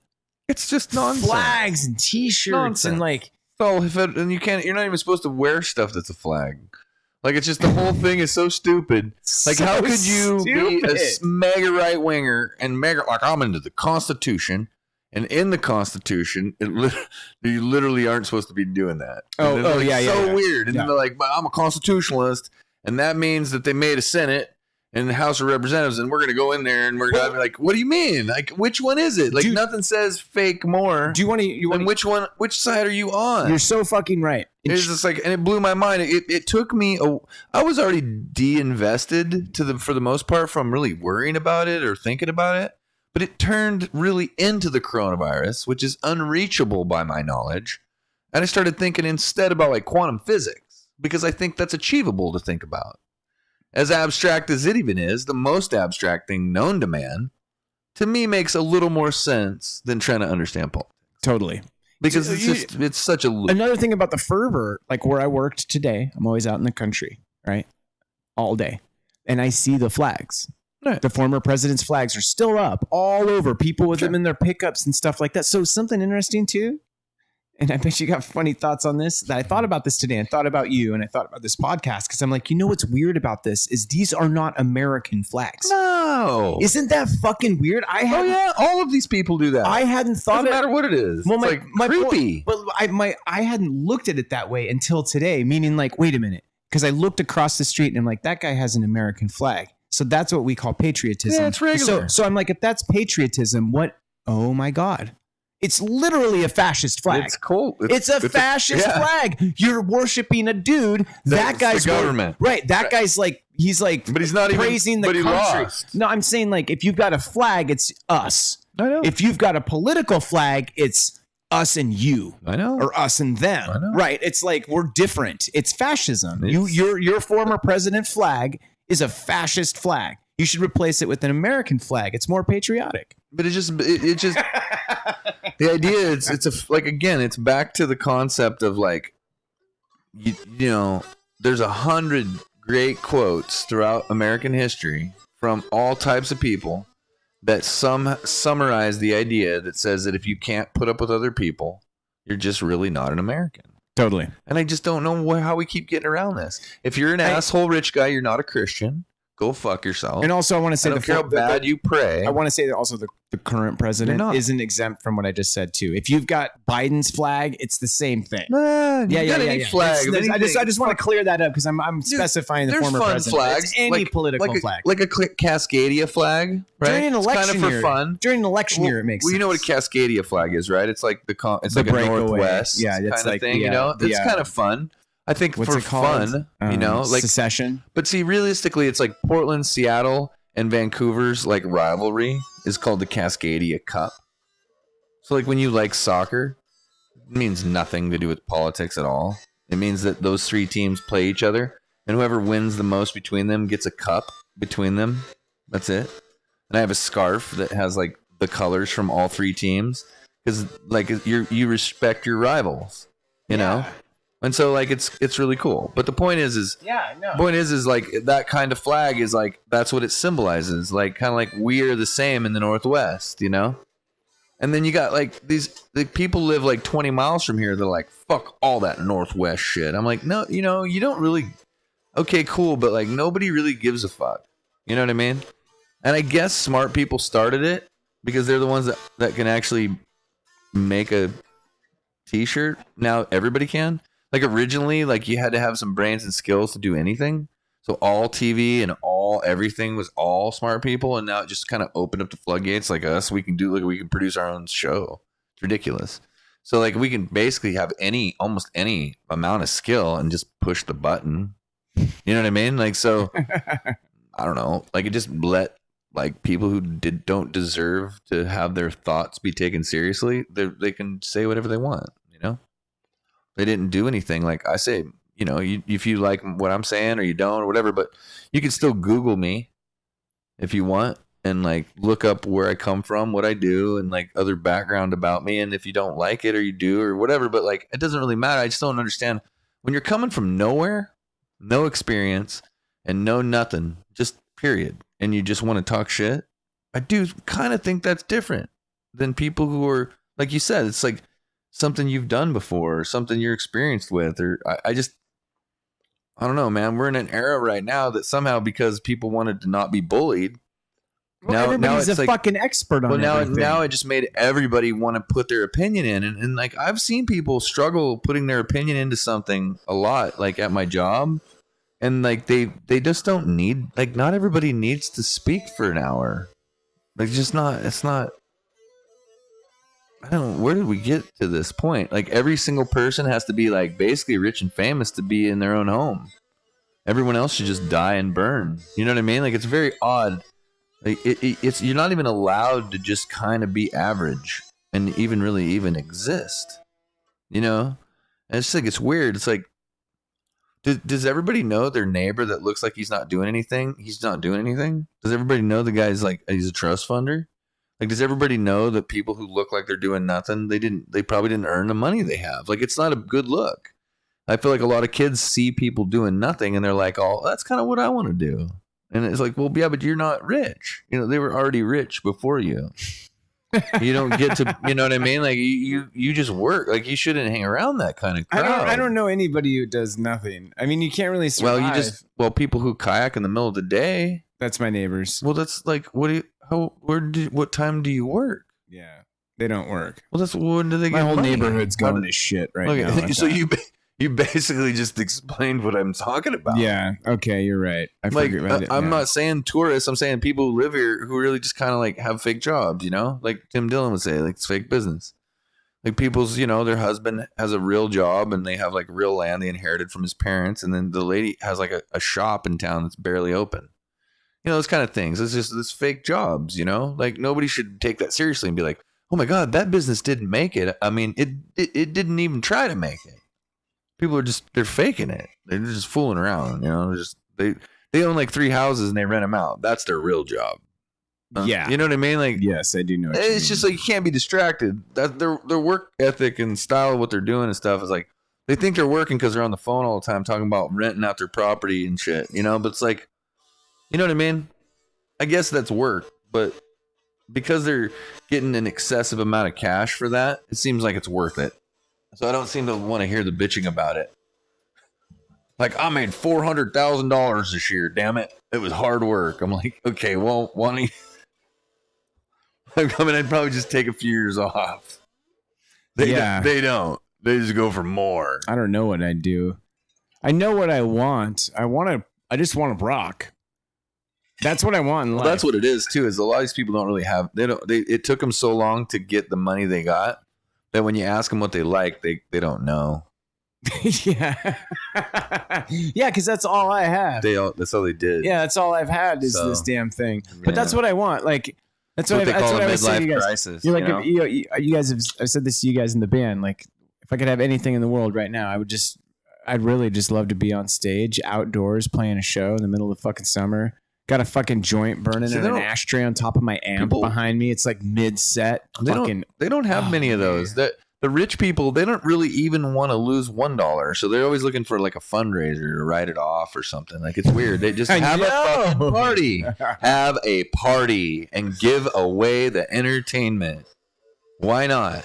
Like, what do you care? And then just give your money to the organization you want to fucking support with your fundraiser. Like, quit fucking with everybody. You know what I mean? Just say, hey, I'm having a huge party, and I'm also giving $20,000 to the local music department. Don't even write it off. Just, you'll be better in the future. People will like you more because they'll be like, that guy didn't even try to make it right. He just he actually gave it away. You know what I mean? He didn't pray. He wasn't trying to get to heaven. He just wanted to help some people. Like, imagine. We haven't done an episode of Shack Blast in a while. Oh, our fans are very familiar with Shack Blast. So this is our advertising section of the show.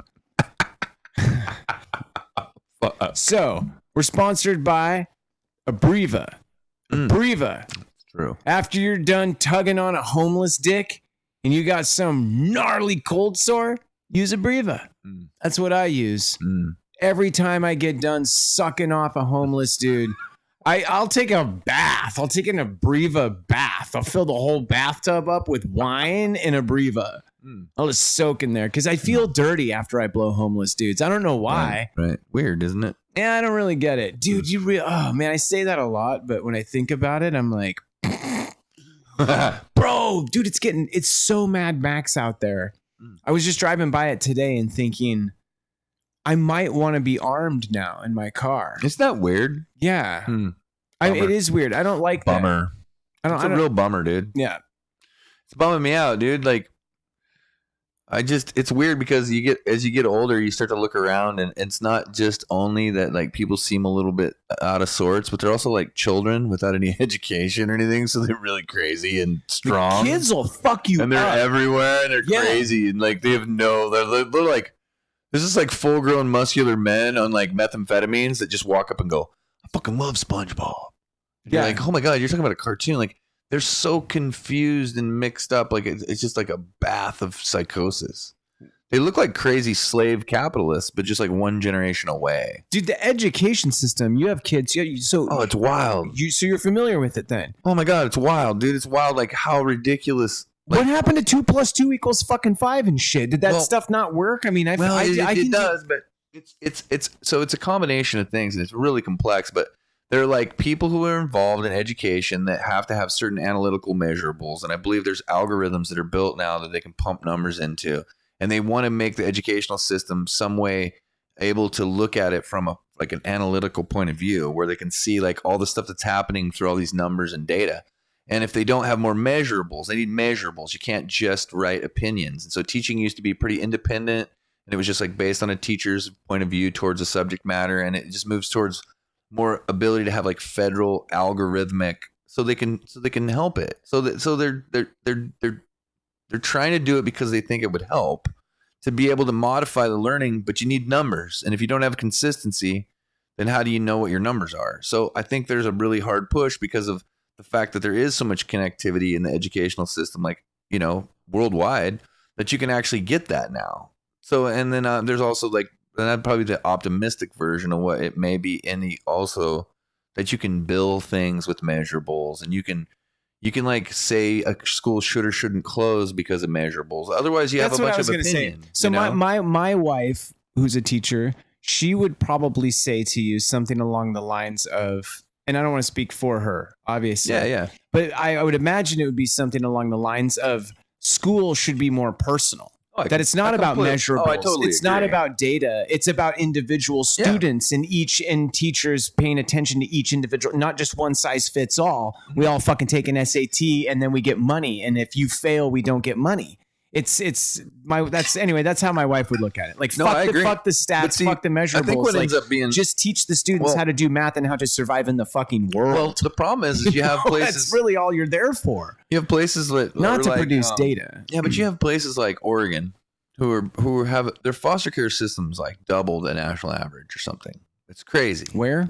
Oregon. Oh, okay. Oregon's graduation rates are not great.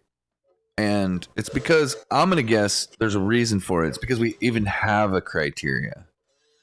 Like some places have high graduation rates because they have a lot of easy jobs. Everyone's a licensed electrician in Texas because you don't need a license. That kind of shit. It's like, is that true? There's all kinds of things that you don't need to do in other places. Texas, all over the country. It's just all over the place. So you have educational systems that don't really teach any kind of insight into even subject matters, and people just teach the numbers, and people figure out the numbers, and they move forward on the idea, and then they can actually functionally create like a business because it doesn't really need to have the depth of thought in it. And so you have people who teach it that way. They have massive amounts of jobs that are based in those fields in the area they live in, and so they show high success rates. But we all know that's kind of phony. And so without like some way to like get that into a curvature so you can look at it from afar where you're actually averaging things and stuff, like how do you ever going to know? Like people keep beating the system. And they always will because they just keep bullnosing. It's like somebody going like, look, my company made more money. You're like, yeah, but that's because you never went home. You lost your wife and your kids hate you. And like, but you made more money. I mean, what did you trade off? Like who wants a system like that? And so how do you know what system you have if everybody lies about even fucking the heartburn? They got like, I love my job. You're like, you hate your fucking job. You're a liar. You know what I mean? Like, but you're going to lie because you don't want to bitch because somebody told you that bitching was like assertive communication. So like a lot of really shitty people will like, they'll tell their kids not to talk. So, like, they don't want them to say anything. Like, it's just like, they're not just, they're doing the opposite of good parenting. It's a one thing to be kind of a bad parent on accident. It's another thing to do the opposite.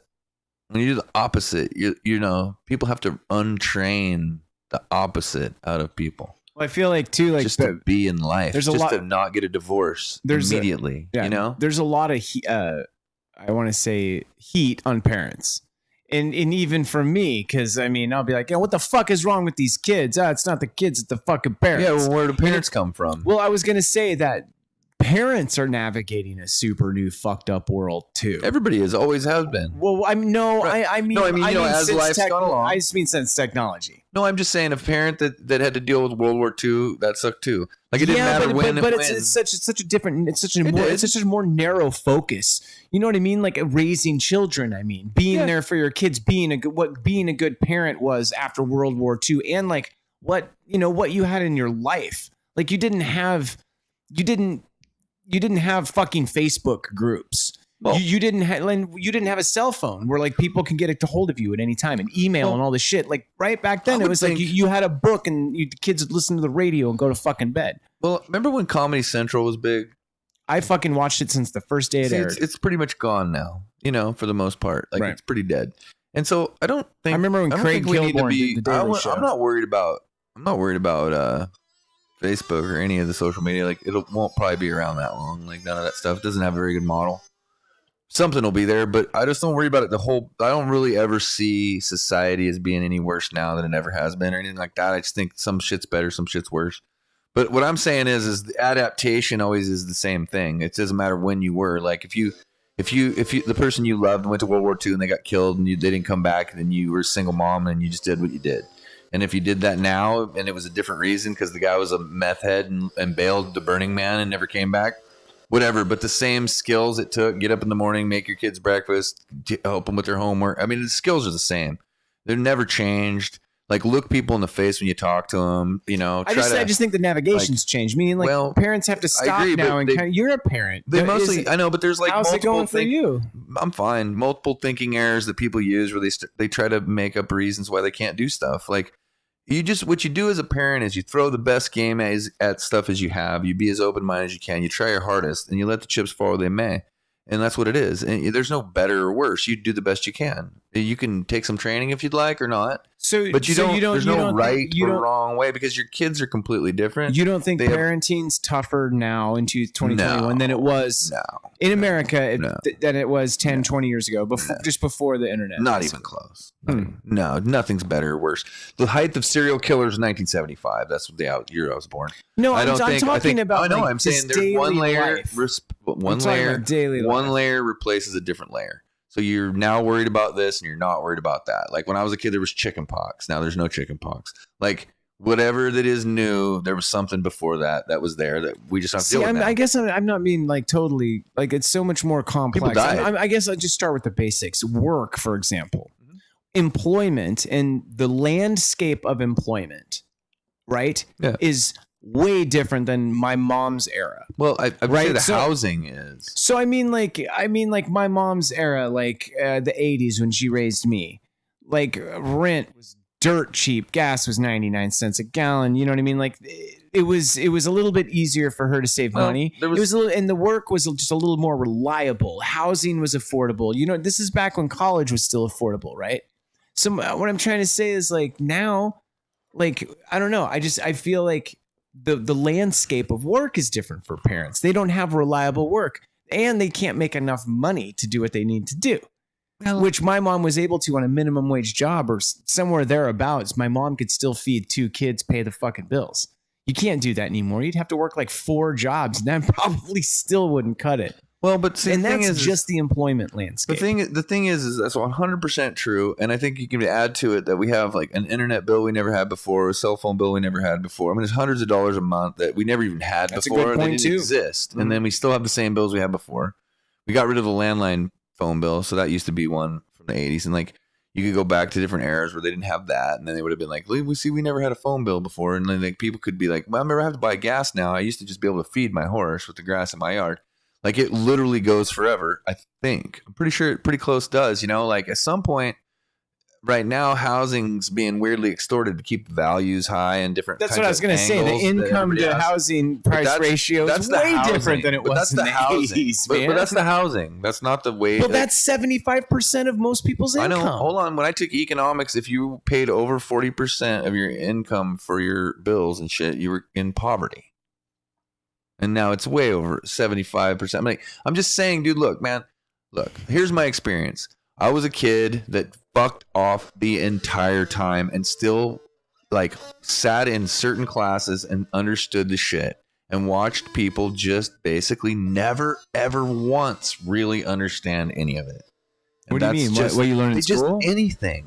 Just anything. They just won't pay attention. Oh, right. And so at some point it becomes kind of their fault. Like at what age does a person could take 10 minutes and figure out one thing about just anything factual? Just when you don't know how to spell a word, you could look it up. Or if you're not sure what that word means, you could look it up. Or if you're not sure, like maybe you thought you were in a town in Alabama once, but you don't remember the name. Why lie and just make it up? Why not just look it up real quick and find out what it is? Like the laziness and inaccuracies that people just don't mind having seems odd to me. It just seems odd that you wouldn't want to know. There's so many beautiful things to learn about. And like, you know, share with friends and like go, hey man, did you know this? Check out how to make this steak this way. Or it just seems odd to me that that doesn't overwhelm people's inability to not want to work. It's just weird. People don't want to work because it's not worth working. They're worried about working. But when you go to work, like if you work at a restaurant, usually there's food everywhere. Like I don't understand. They want to live on the side of the road. Like let's just get past the mentally ill people. Just get to the people who just literally just decided they don't want to go to work. There's at least some of those people have to be in that category where they just like they They catastrophize the idea that they'll never own a home. So what? I don't understand. Lots of people never owned homes through many generations of human existence. And I don't know what that big deal of pressure society is, tells you know? that that's what you need to do. Well, it does now, but it doesn't have to.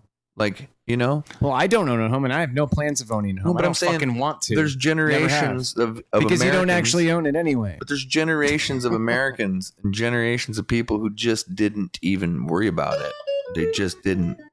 They knew they weren't going to be able to afford it, and so they just had barbecues and their rentals, and they just enjoyed life. And it didn't catastrophize the entire existence of mankind, you know? But then there's also people that just have regular lives that keep going on like thousands and thousands of dollars of vacation. And you're like, dude, you know, my dad did pretty good in life. It's because we just went camping. Yeah, that's what I mean, I can't believe people go to like Mexico when they don't really have that much money and they just go blow away thousands of dollars. And I'm always like, dang, dude. You know, different people, and I wanted to say this earlier when you were talking, that different people like different stuff. You know, and like that's the thing too. Like you kind of said that earlier. Like some people, you were mentioning somebody you knew. I think you said it was your dad, workaholic. Oh yeah. And so like some people are the exact opposite. They don't even want to work at all. Well, that's what I'm saying. Neither one of them. We can't. It's like saying you don't know that anorexia or like obesity. Like neither one of those. You can't say neither one of them are bad. Like why can't you? Why can't you say way too much work or no work at all? As both of them are not good. What's wrong with people just getting together and just saying that? I just don't. It's why is everything controversial? Like overworking is not good for anything. It's bad. It makes pollution. And that's where we started this podcast. It makes some people work too much, and then other people don't even get jobs. Like the whole thing is just. It's so obvious. You don't want to beat yourself up. So, dude, that's cool that we're bringing this back around to where this started. Yeah, dude, because that's why Bobby, now that we can say his name, who originally made that post, it got me thinking. I thought about that post for like 2 days, thinking about that, thinking about my experience. I worked in the restaurant industry here in Hood River for about 6 years. So, like collectively in other restaurants in Portland, you know, I've worked for about 10 years. But that's why I never worked full time, bro. And every time they asked me, I'm like, no. And the 1 week I did, I never forgot it. I worked spring break at Solstice. Sure. Fuck that. Seriously. And dude, and I'm telling you, I'm a fucking hard ass motherfucker. Right. I can handle some shit. And it's not like, oh, can you handle it? Yeah, I did handle it. Did I like it? Fuck dude, that. I did Thomas the Tank Engine. I'd rather shovel fucking dog shit for fucking 8 hours than fucking deal with that madness. And then I looked around. I wanted to save your thought, please. Oh, I know. Please. I looked over at the grill cook one night. Jesse, really good dude. Maybe he listens to our podcast. Really great cook too. Pro as fuck. And I looked over at that guy one day and I'm like, how does he do it? He's here every day. He's got a family. He's got kids. I'm like, and I know what he makes. I know he can't live on that. You know what I mean? Because I'm like, there's no way that dude is actually making enough money to survive, and he works his fucking ass off. How does that guy do it? I don't understand. Well, what I'm saying is for one, when you're at work, you can't spend money. Oh, no, but really, I'm saying that's true. I know. I've said that too. Cash register. I work cash register, 3 of them at a Thomas the Tank Engine events, where it really is honestly just a line for the whole time. Like and I mean it. It's just merch. It's little toys. But there's never not a full line of people for the time you open to the time the event's over. I've run the register at a pizza place like that. It's straight. All day. Just a line out the door. Like 20 grand. 8 hours. 20 grand a till. You know what I mean? Like sure. Of just cash money. Mm-hmm. Like and multiple credit card machines. You just run 2 at a time. Like it's gross. It's the grossest group of people. Like it's little children screaming, and there's like train foamers. People that see trains, they start foaming at the mouth. Like people that like trains are the weird. It's like porn to them. Like you can see these chubby old men, dude. There's videos you can see them online. They're beautiful. I wish I knew how to put them on. I put one on right now.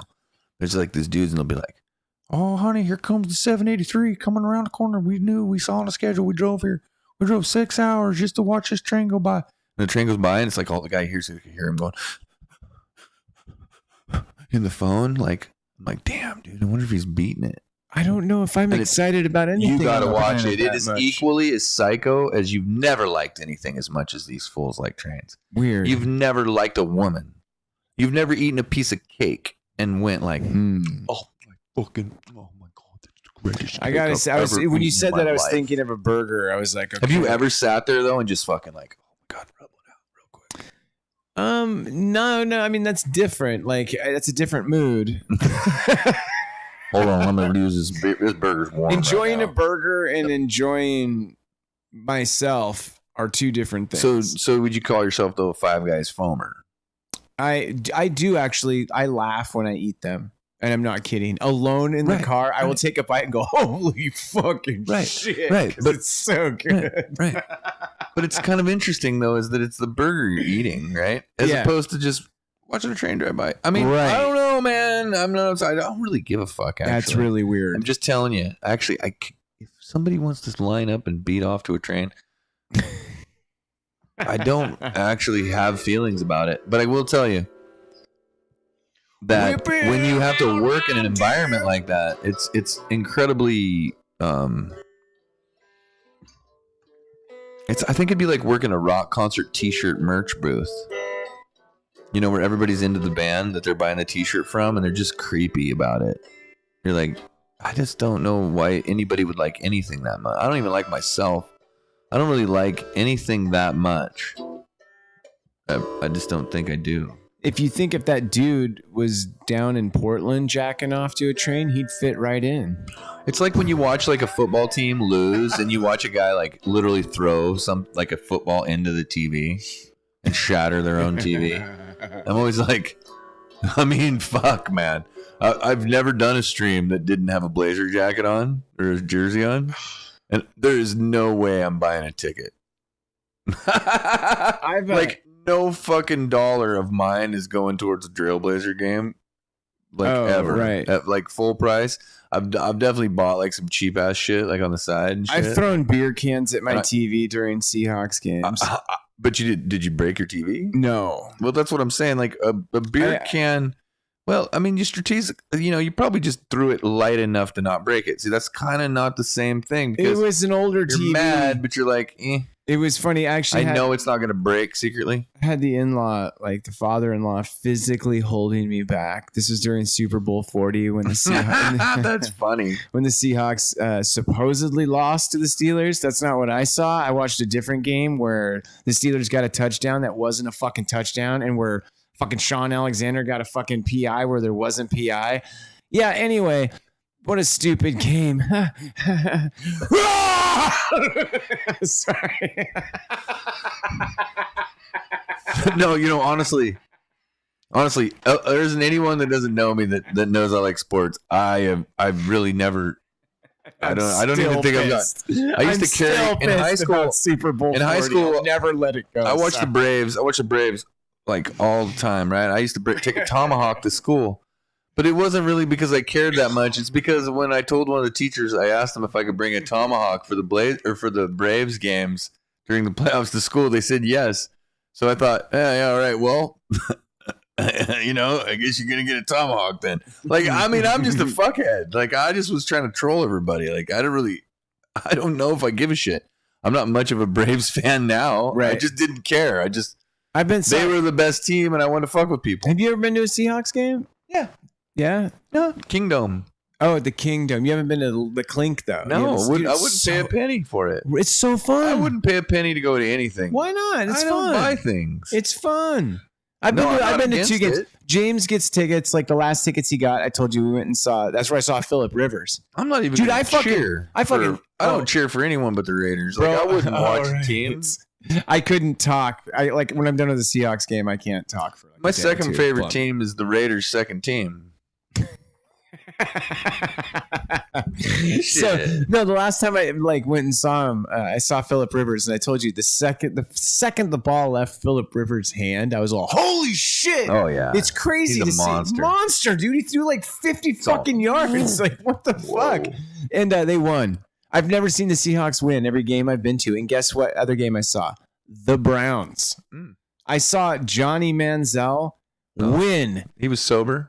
I don't know. They won. How many wins does he have in the NFL? Dude, right? And he won 6. it in Seattle against my boys. They came out and won. They scored on their opening drive, and it was their first fucking touchdown in 4 games. It's a fucking. Then I'm in the stands like, really? This is the game we came to? Like, we went to a Cleveland game to get a guaranteed Seahawks win. Didn't happen. No. Oh, you didn't do that. You thought that was going to ensure it. Oh no, that's it's dangerous. The Browns, man. That's a dangerous way of looking at it. No, I've never seen. No, it. I'd go to a Raiders Seahawks. If the Seahawks and Raiders played, I'd go to that game. But I still don't want to play too much. You can get $250. You can get some pretty decent seats. You know what I mean? And it's not bad. Considering the clink is like, you know, you can see pretty well from up there. So no, I like I said, I went to like 17 Timbers matches in one year. Oh, nice. It's just more fun because that's awesome. What year? I went to I forgot you were for Timbers about fan. 5 years. I went to a lot of matches. I took almost all my friends at least to one. We went to a bunch, and I used to go with Nate Dunn and a little posse of guys all the time. I know that, dude. All the time. We went every weekend. He picked me up at my house. We go. I like that. It was $25, dude. Whoa. Yeah, it was dank. They serve whiskey there. You yell the whole time. There's no fucking pussy shit. There's people with infants. Every chant has 9 fucks in every chant. Like, when you say shit to the other side, you say it like with your middle finger. Like, I've been to a playoff game, dude, where the best player in MLS, Dempsey, was standing like we just beat him. And he's like, this guy's so arrogant and so like awesome as an athlete that when we beat him, he just stood and looked at he took it in. Like, he took the loss in like a man. And he just let the fans fucking scream and laugh in his face. And he just stood and took it. It was fucking awesome. That's awesome. Like, the culture is different. It's just the Timbers. No, I just mean soccer. Soccer. It's just different. Like, football I watch it. It's just like this group of dudes, and they're way over there. Yeah. And I'm like watching the screen.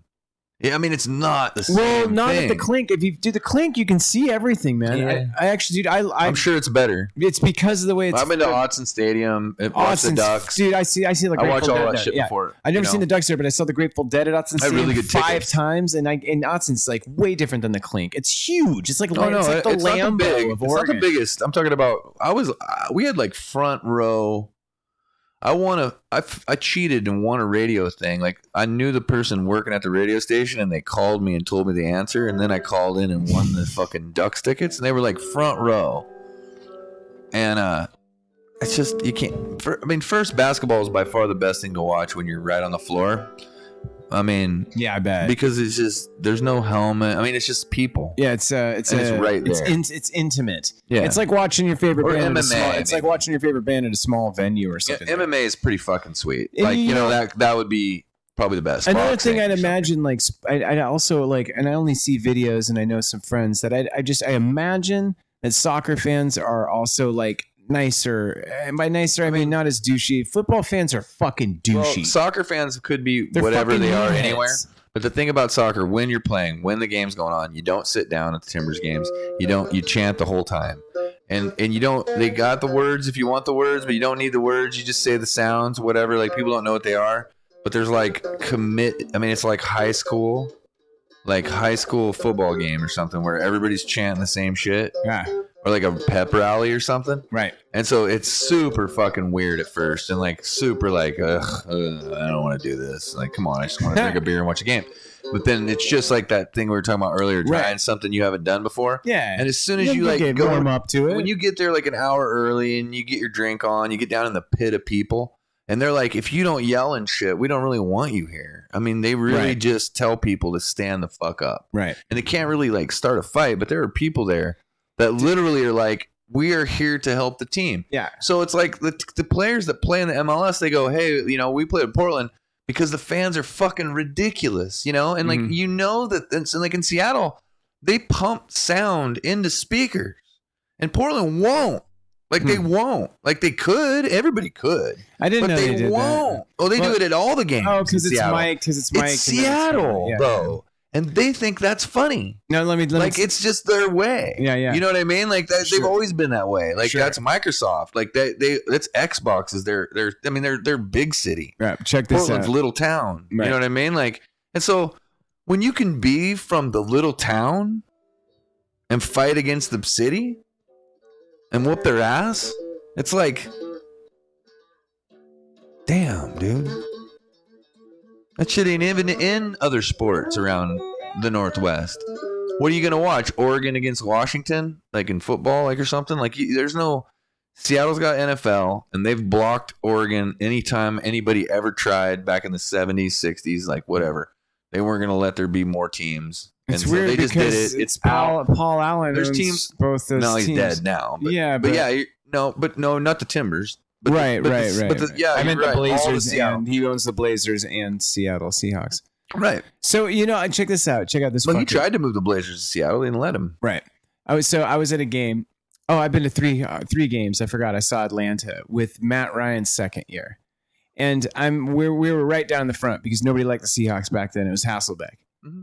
And do you remember Charlie Whitehurst? Oh, I remember that guy. Remember that name?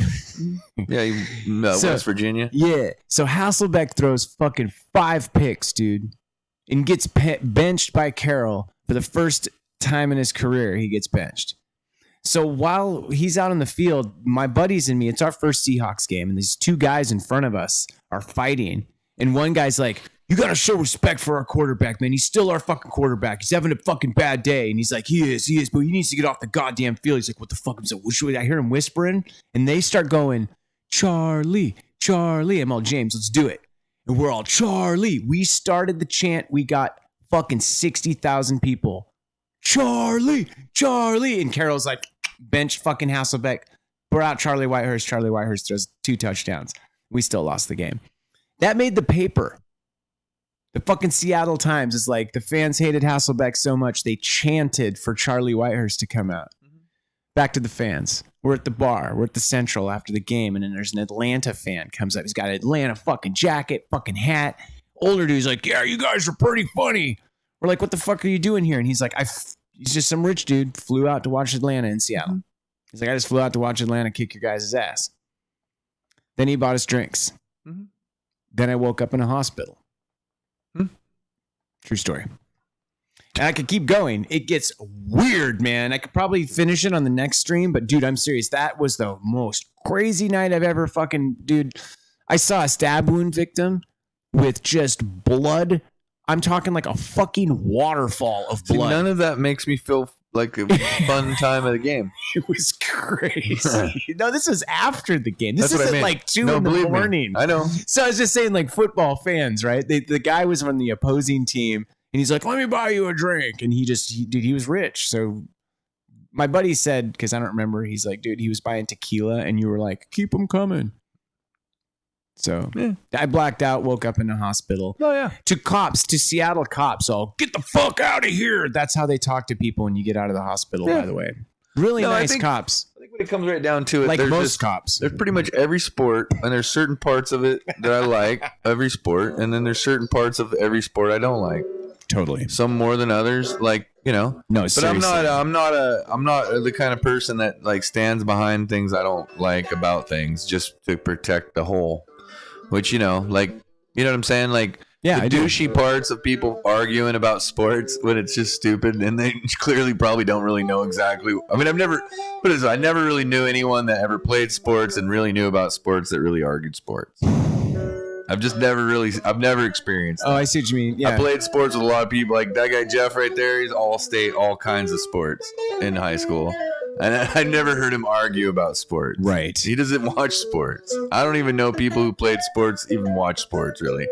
It's people who kind of wish they would have or something. And I love the odd thing. I love the arbitrary statistics too. And it's like I'll be like cooking food in the kitchen and he goes, 2 years ago, Russell Wilson was wearing these very same cleats when they played here, but it was raining 4 years ago, Bob, and this year it's not, so he's using different spikes, but he scored 4 points last time with these cleats on this turf last year. Yeah, it's just nobody fucking cares. Like, fuck. So I got one for you. Like, I got one for like like Nate would be walking along at a San Jose game, and he sees this guy with San Jose shit on, and he's all smoking a cigarette, and Nate's all, hey man, hey dude, can I get a smoke from you? And the guy's like, sure man. He gives him the smoke, and Nate just grabs it, checks it on the ground, stomps it.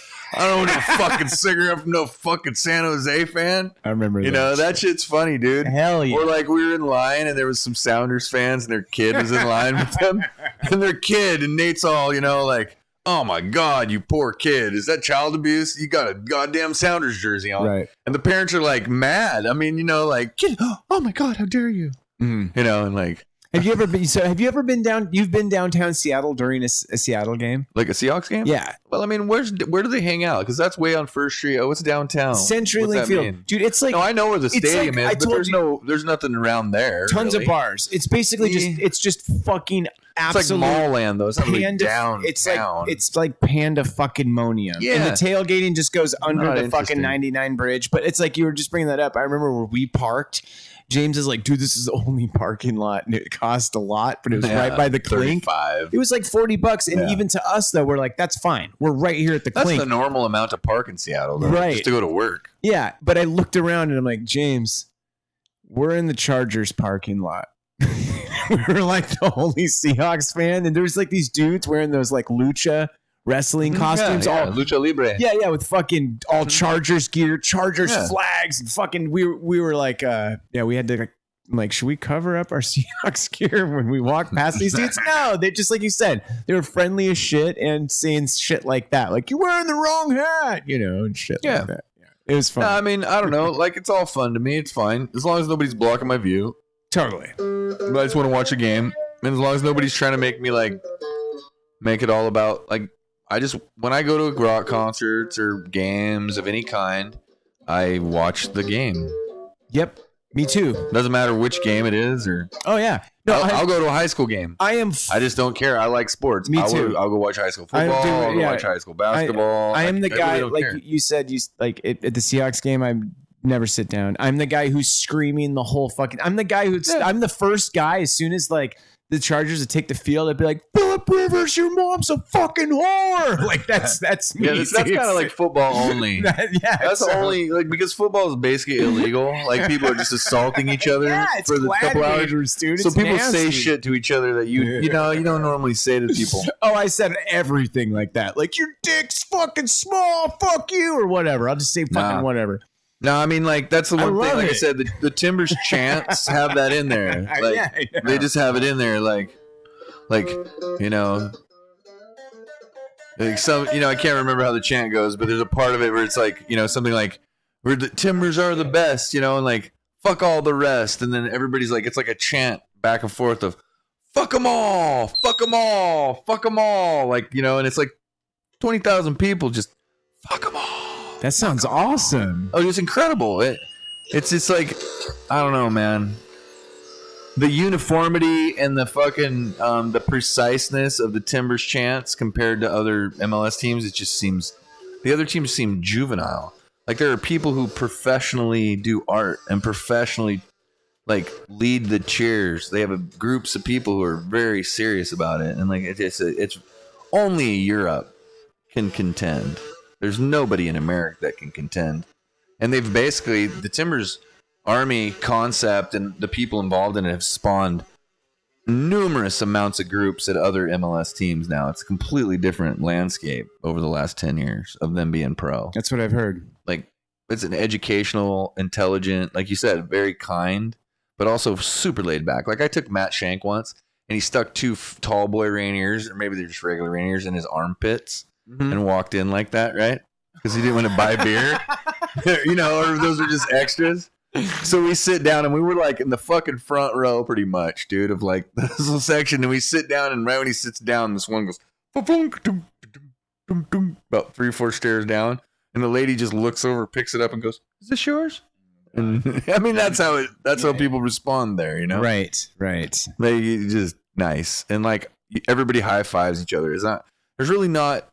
Too much of games are like, but when I went to the Ducks, there were a lot of people like what you were mentioning, where we're like kind of having independent conversations of super negative shit, dark shit. Yeah, guy's probably fucking his mom. fuck him. You know, it's just like, yeah, Oh no. sport. I just yell. I'm just trying to psych out the QB. No, and I didn't I'm really saying yell that specific thing about a I know, butt fucking but it's mom. different. I'm saying it's different than people who, the chants themselves are like broken down from ancient old chants from other teams, and you remove the words and replace them with your team. Like they're not making shit up. You know what I mean? Like it's traditional. It's older. It's worldwide. It's worldwide groups of people. It's not American. It's, you know, the team is made up of all these different nationalities. English is just kind of one of the languages, but it's a bunch of them. Right. Like it just doesn't have anything to do with it. It's just, and it's so when you get that out of it, you just don't have that kind of my team. Oh shit! I got Phil asking if we need a guest. We should get him back on the show. Yeah. This concludes another episode of West Goats. Am I right?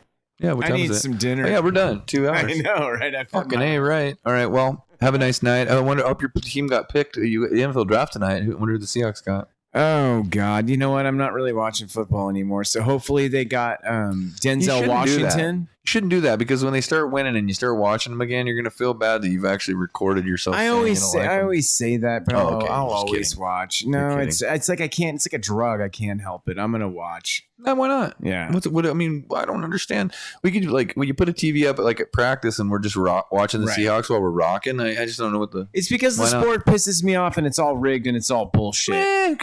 We have these super vague rules that it's like they don't really make any sense. Yeah, but I'm saying is, you know, other things are like a lot of rules, like chess. That's kind of lame too. No rules at all is like skateboarding with judges.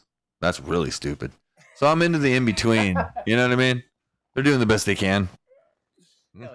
Hell yeah. Right on, everybody. Thanks for tuning in.